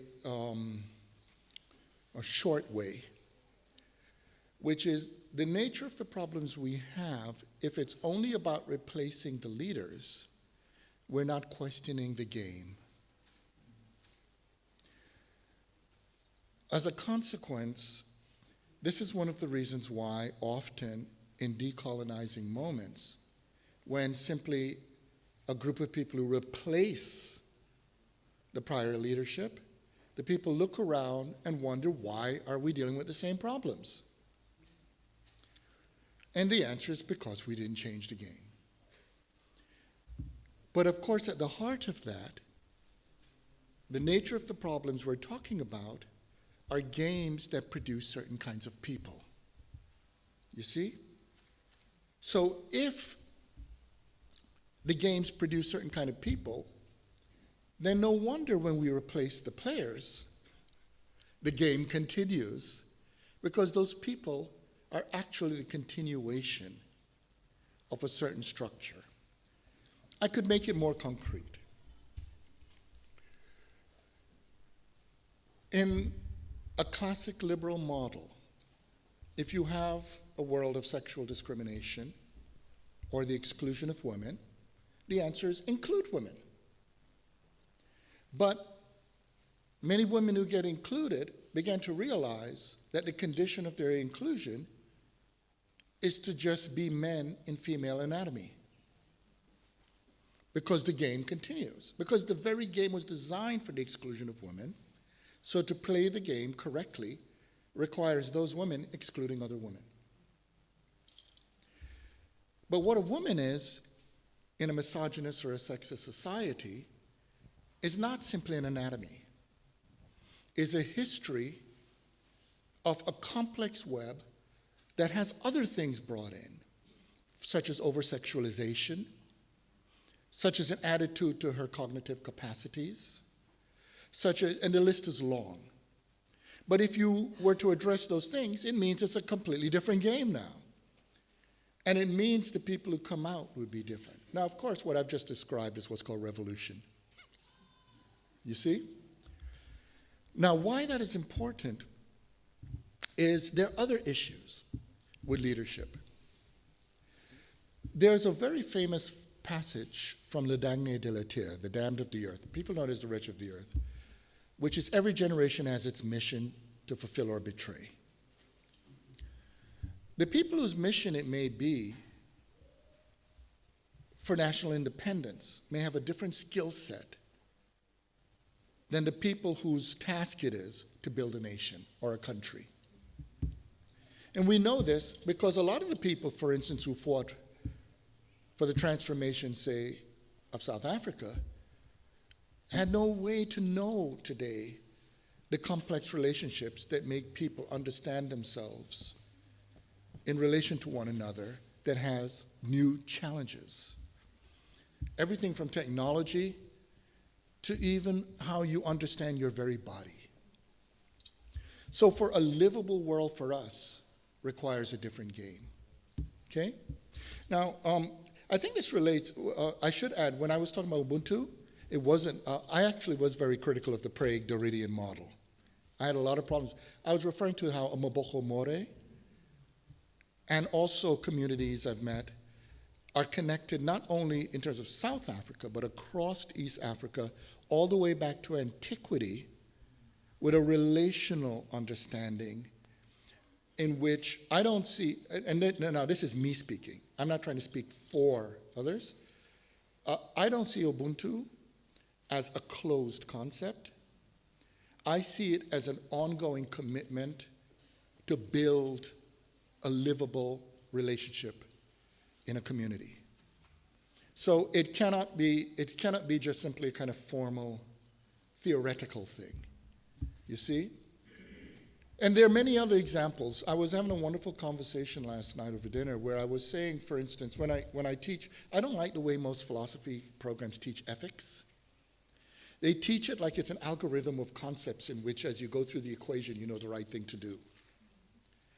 But that's not how ethical life is. Ethical life, sometimes you go through the algorithm and you follow it and you discover that in trying to do the right thing, you are the wrong person. How many times some of you have got up in the morning and said, how did I turn out to be the bad one? And what you begin to realize is that not only ethics, but politics, political life is something you got to work at. It's struggle. And your humanity in there is to say you're not a god. that ultimately you have to work with others to figure out what would make sense. But yeah, I completely agree with you. I'm actually among those. I'm very critical of the almost, it's almost fetishized way of talking about Ubuntu and other concepts, whether it's Uhuru, whether it's concepts that, even certain technical concepts that go all the way back, Sum Sum in other places, all the way back to, for instance, a lot of people, even when you talk about ancient stuff, they say Ma'at, and it's really Mayet, and they don't understand the roots, because a lot of, and you all know this because you're also can speak the languages, a lot of concepts have multiple meanings built together. So, for instance, it makes no sense to talk about justice if you can't live it. So a lot of African concepts that talk about political order have built in it not just justice, but health. Okay? And so, like, for instance, even the ancient Kemetic concept of Mayat, the Ma part is like breath and life, and the Ayat part that elongates it is what sets notions of balance and so forth.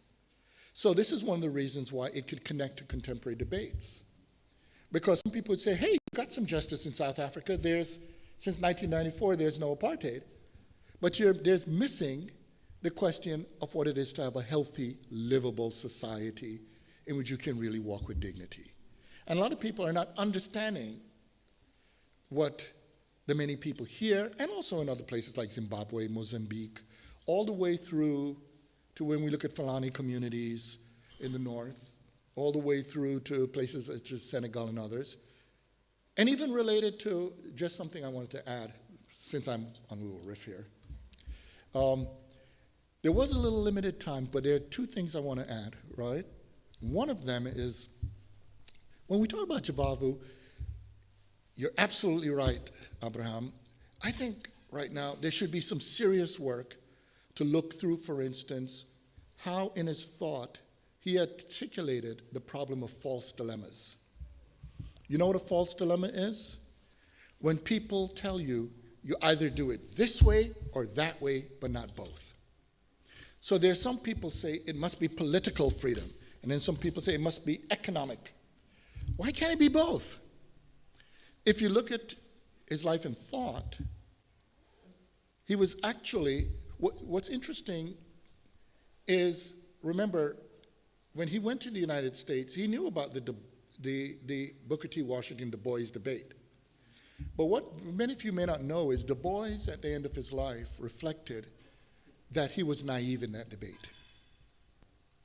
And he was naive, he said, because he failed to understand that political justice without material economic freedom is empty. That actually they should be brought together. Now, as Abraham pointed out, we have a whole body of texts that we need to address in which there are, and especially built in African languages, the idea of an exclusively formal justice without a livable material reality of connecting it makes no sense whatsoever. And by the way, Quasimodo argues a similar thing. In his critique of Descartes, when Descartes says, I think, therefore I am, his transformation of St. Augustine's notion, if I'm mistaken, then I am, which is, and St. Augustine, people forget, was African, okay? That's a longer story about how you understand a Berber. But here's the thing, what Werudu pointed out is for the Akan, the response is, you think, therefore you are what? How can you be, just be? What the hell are you? What community? What identity? Etc. That's a classic, not only African response. You'll find it among the Mesoamericans, among the Nahuatl peoples. You'll find it in Asian thought, but ultimately the relational communal, it's something where we could say it's not just about saying it's African. It's about saying that it is an evidentially correct response to a problematic philosophical formulation. You see? But the second part, just for a lot of you in the room, I didn't have time to get into it, but relate to the leadership part. And if you ever heard of Nana Amso, she was, many of you may not know this, but the history of education in this continent, a lot of the history of educational institutions, pre-colonial, were built by women. Did you all know this? And that there were large communities, particularly in Nigeria, but it was all over the continent. It was also in, what's today, along the eastern areas from Zimbabwe all the way up, Tanzania, a lot of those. But in all other, from areas of law to medicine, etc. And in fact, even in the ancient times, there were specific ways of dealing with science that were also linked to female communities. Now, why do I bring this up? Well, I bring it up just to say it's one thing for me. You know what, I didn't have time, but you know the way I mentioned that the way I teach the classes, it's best to engage a text rather than just talk about them. I think one of the important projects afoot here is exactly what Abraham was identifying. I'm saying take on the task. Because you see, in these struggles, it is not, I don't think, we had a wonderful debate last night around this issue about whether human beings are good or bad, but it relates epistemologically as well. It's not, I don't think human beings are intrinsically good or bad. I just think that, and I argue that, those of us who are committed to the good have a harder burden. We have the bigger task. To be bad is actually easier. It's easier to tear down a house than to build one. You see? There are people who have said to you all, talk, for instance, about masters' houses. But come on. Masters don't build houses. You do. We do. And as these tools are ours. These things, as we build them, that is the harder task. So the leadership question is connected there. Because the leadership question is the commitment to build something that you may yourself not be able to inhabit. It really is what Tagore said. That is the person who plants a fruit, who will never be able to eat the fruits from the tree, who knows the meaning of life. I'll leave it at that.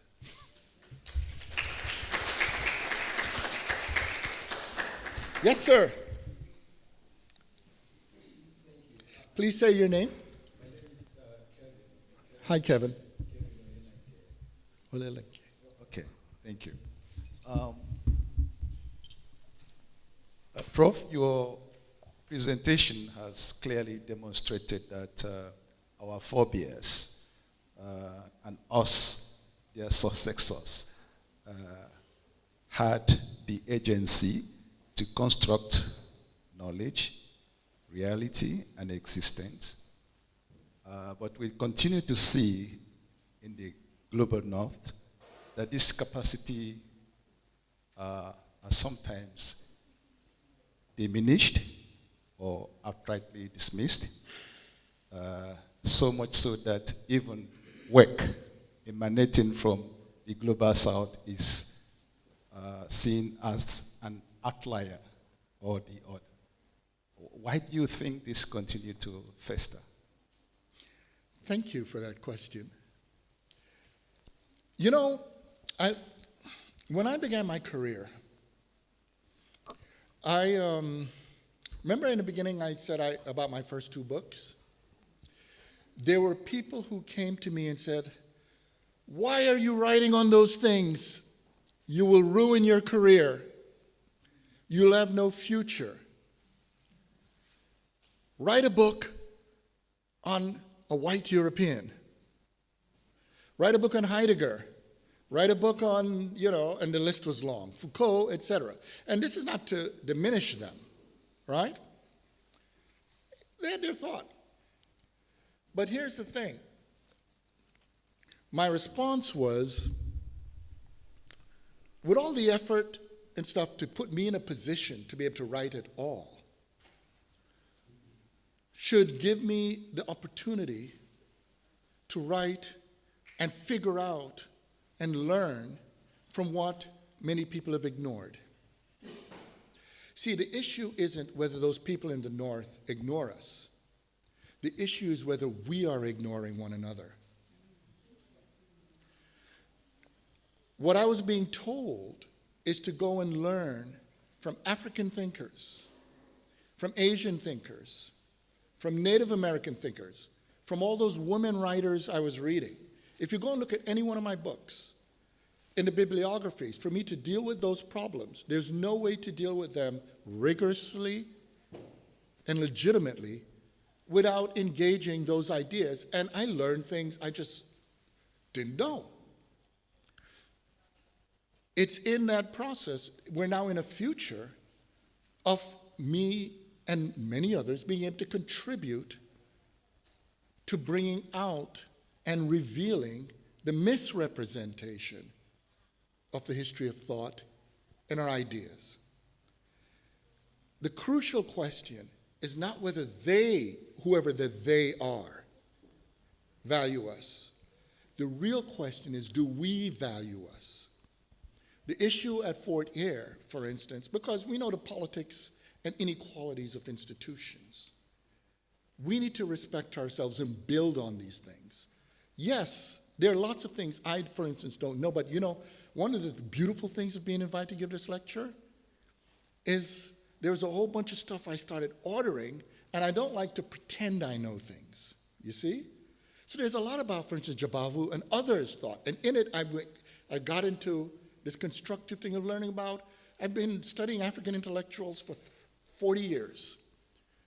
But there are also other people who's just very hard to find them, but they're coming. But why am I taking the time when all I had to do was just come and give a lecture? Do you see what I'm getting at? It is because of a commitment and a respect for what this world offers.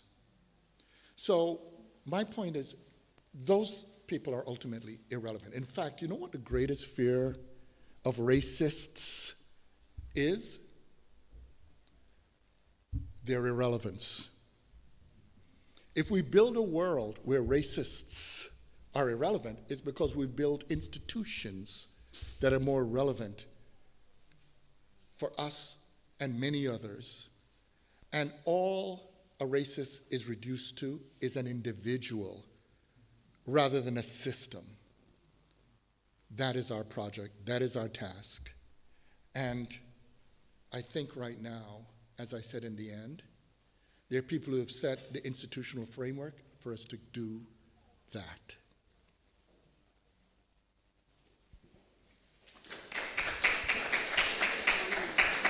I was informed one more. Yes, your name. All right. Thanks, Louis. And my questions really aligns with Dr. Kevin's questions as well. There were some remarks that you made. There were some that were really touching. So before I go to the question, some of the words you said, Eurocentric, biography, Afrocentric. Dr. Kev just mentioned Global North. And the last one was Black Can't Think. So my question emanated from that. To say, don't you think that notion, as you put it, or the ridiculous perception that, as you put it, still persists? So my question is that, in light of the Black existentialism and the legacy of Ddt Jabavu, how do we challenge this dismissive attitude that imply intellectual contribution from the global south, which is the African, Asians, the Caribbeans? It's not just a novel or secondary, but as young emerging scholars in Africa, how can we assert that our ideas have always been valuable and integral to the global discourse, rather than just a favor that is granted in these intellectual spaces? Okay, thank you. In a way, the answer to that is the same answer. And that is this. One of the things you may notice is that I'm very critical of forms of thought that leave no room for other forms of thought, right? I call that disciplinary decadence, okay? So if one can understand that, it means there's a lot to learn. If I, and a lot of my colleagues were busy trying to get the recognition of those who didn't even take the time to learn what our communities had to offer, there wouldn't be a body of work with a very different discussion today. The short answer is to respect yourself, your work, and do the work. There's a lot to be done that subsequent generations, that we can leave for subsequent generations to build on, and the creativity of what's being done today. So the issue then is that they're ultimately irrelevant. What is relevant for me is every one of you who are in this room today. Because each of you has something to offer. And whatever you build from there, you know, a lot of people are shocked when they send me things or ask questions, I answer them, and I learn from them. If you see yourself as a learner, in fact, I always ask when I teach classes, what's the difference between a student and a professor? And students always answer, I find it's really hilarious. Most students see students as passive, and they see professor as Moses with the tablets. And I often say to them, that's not what a professor is. And they say, well, what's a professor? And my answer is, a professor is someone, or a researcher, if you will, is someone who fell in love with learning. And fell in love with learning so much that that person becomes a lifelong student. And because if you see yourself as a lifelong student, it means you're so in love with learning that even if you have to research to teach yourself, you'll do it. But it also means you're not arrogant. It means that you take seriously your students are just beginning students, but they have experiences you have not had. That's why every professor in this room could tell you they've never had a semester, even when they teach the same subject, that they didn't learn something as well from their student. Because that student may bring an experience that develops a new relationship to it. So, if we understand ourselves as ongoing people who have fell in love with learning, we take on that task of learning together. You see? And if somebody comes up and says, what are you all doing? You're wasting your time. That you don't measure your time in terms of that person's model. You measure it in terms of the love you have for the community you're building and the task or the discipline you love. Some of you have different majors or areas of concentration. But another word for those is an intellectual home. If you have an intellectual home, you grow in it. You see what I'm saying? And could you imagine if somebody says, what are you studying psychology for? Study business. And if someone says, what are you studying history for? Study biology. What are you studying philosophies for? Go and study economics. The actual answer is that there may be something in what you are doing that you not only love, that facilitates your growth and transcends the reductive decadence. It's not that those have nothing to offer the others, but it's just that within this relationship, you have a home. If you have a home, take care of your home. Build it. Add on to it. Let it grow. And make it a welcoming place for others to come in and have the sustenance of life and love. Thank you.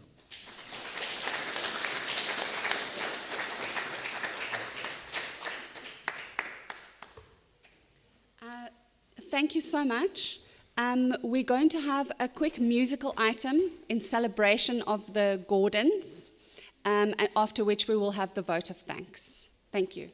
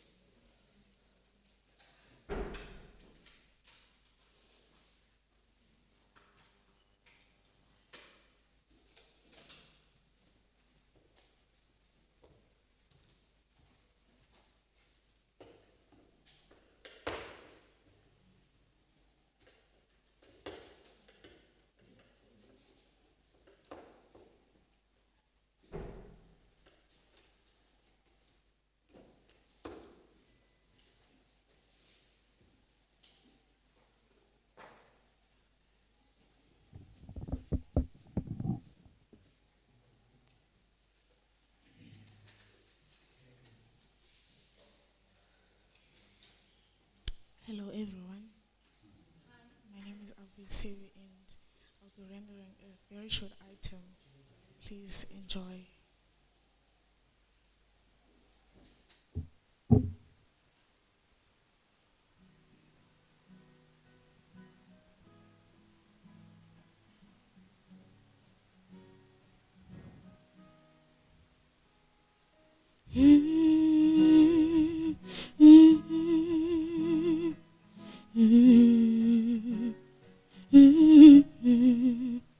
Uzuba tutheloliwe, uzuba tutheloliwe, uzuba tutheloliwe, andisoze ndiyegule. Uzuba tutheloliwe, uzuba tutheloliwe, uzuba tutheloliwe, andisoze ndiyegule. Lomlungu deb kokwenene ndiyamzonda ngoba uthatha isithando sam andisoze ndiyegoli. Lomlungu deb kokwenene ndiyamzonda ngoba uthatha isithando sam andisoze ndiyegoli. Uzuba tutheloliwe, uzuba tutheloliwe, uzuba tutheloliwe, andisoze ndiyegoli. Uzuba tutheloliwe, uzuba tutheloliwe, uzuba tutheloliwe, andisoze ndiyegoli. Bailam, bailam, ndinosana olubomvu. Bailam, bailam, ndalophiwa ngumama. Bailam, bailam, ndinosana olubomvu. Bailam, bailam, ndalinikwa ngumama. Uzuba tutheloliwe, uba tutheloliwe, uzuba tutheloliwe, andisoze ndiyegoli.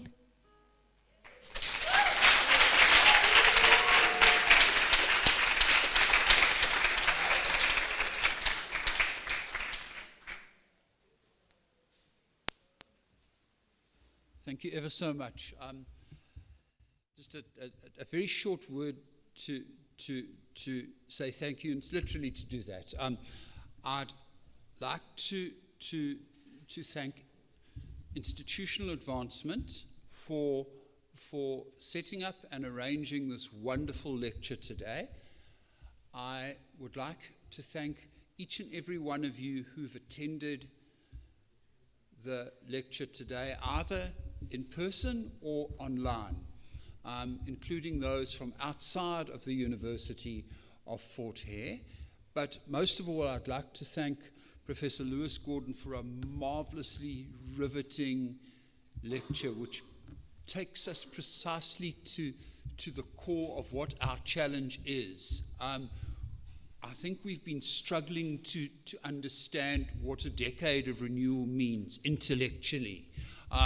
We've been struggling with this dilemma, which is unsaid but said. Why can't you be more like UCT? Or why can't you be more like University of Joburg or nonsense like that? Especially UCT.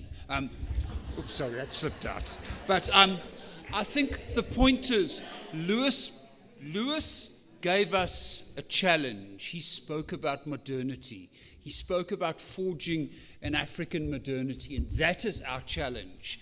That is the mission, the historical mission of the University of Fort Hare, and that is the challenge for you and me and for all of us to learn how our ancestors here manifest their sense of modernity, to see how we cast it today and what we leave for a next generation to inherit this jewel of higher education, which has never been a Cambridge or an Oxford for black people in the rural part of the Eastern Cape. It's the University of Fort Hare, and we need to cast that reality, that modernity, that mode of thinking in excellence. And I thank you again, but before we disappear, we have a small gift to hand over to Professors Gordon and Gordon.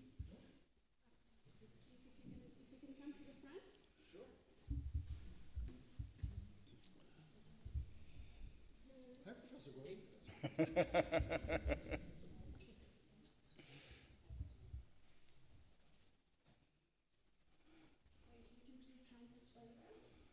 Okay.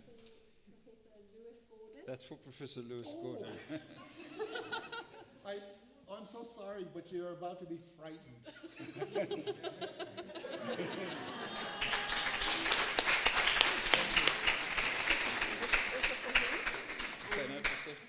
And this is for Jay. Thank you very much.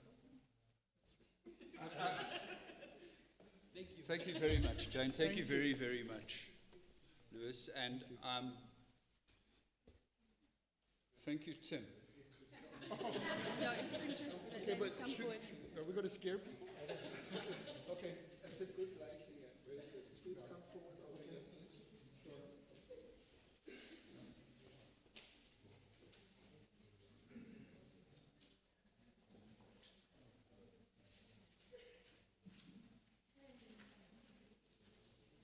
We should do one action shot, basically. When people pose, it always looks artificial. So whatever you want. 1, 2, 3.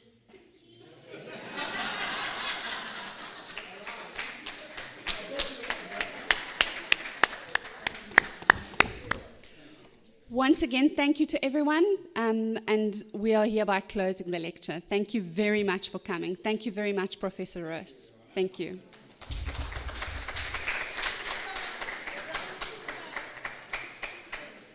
And lunch is served, please, next door. Please help yourselves.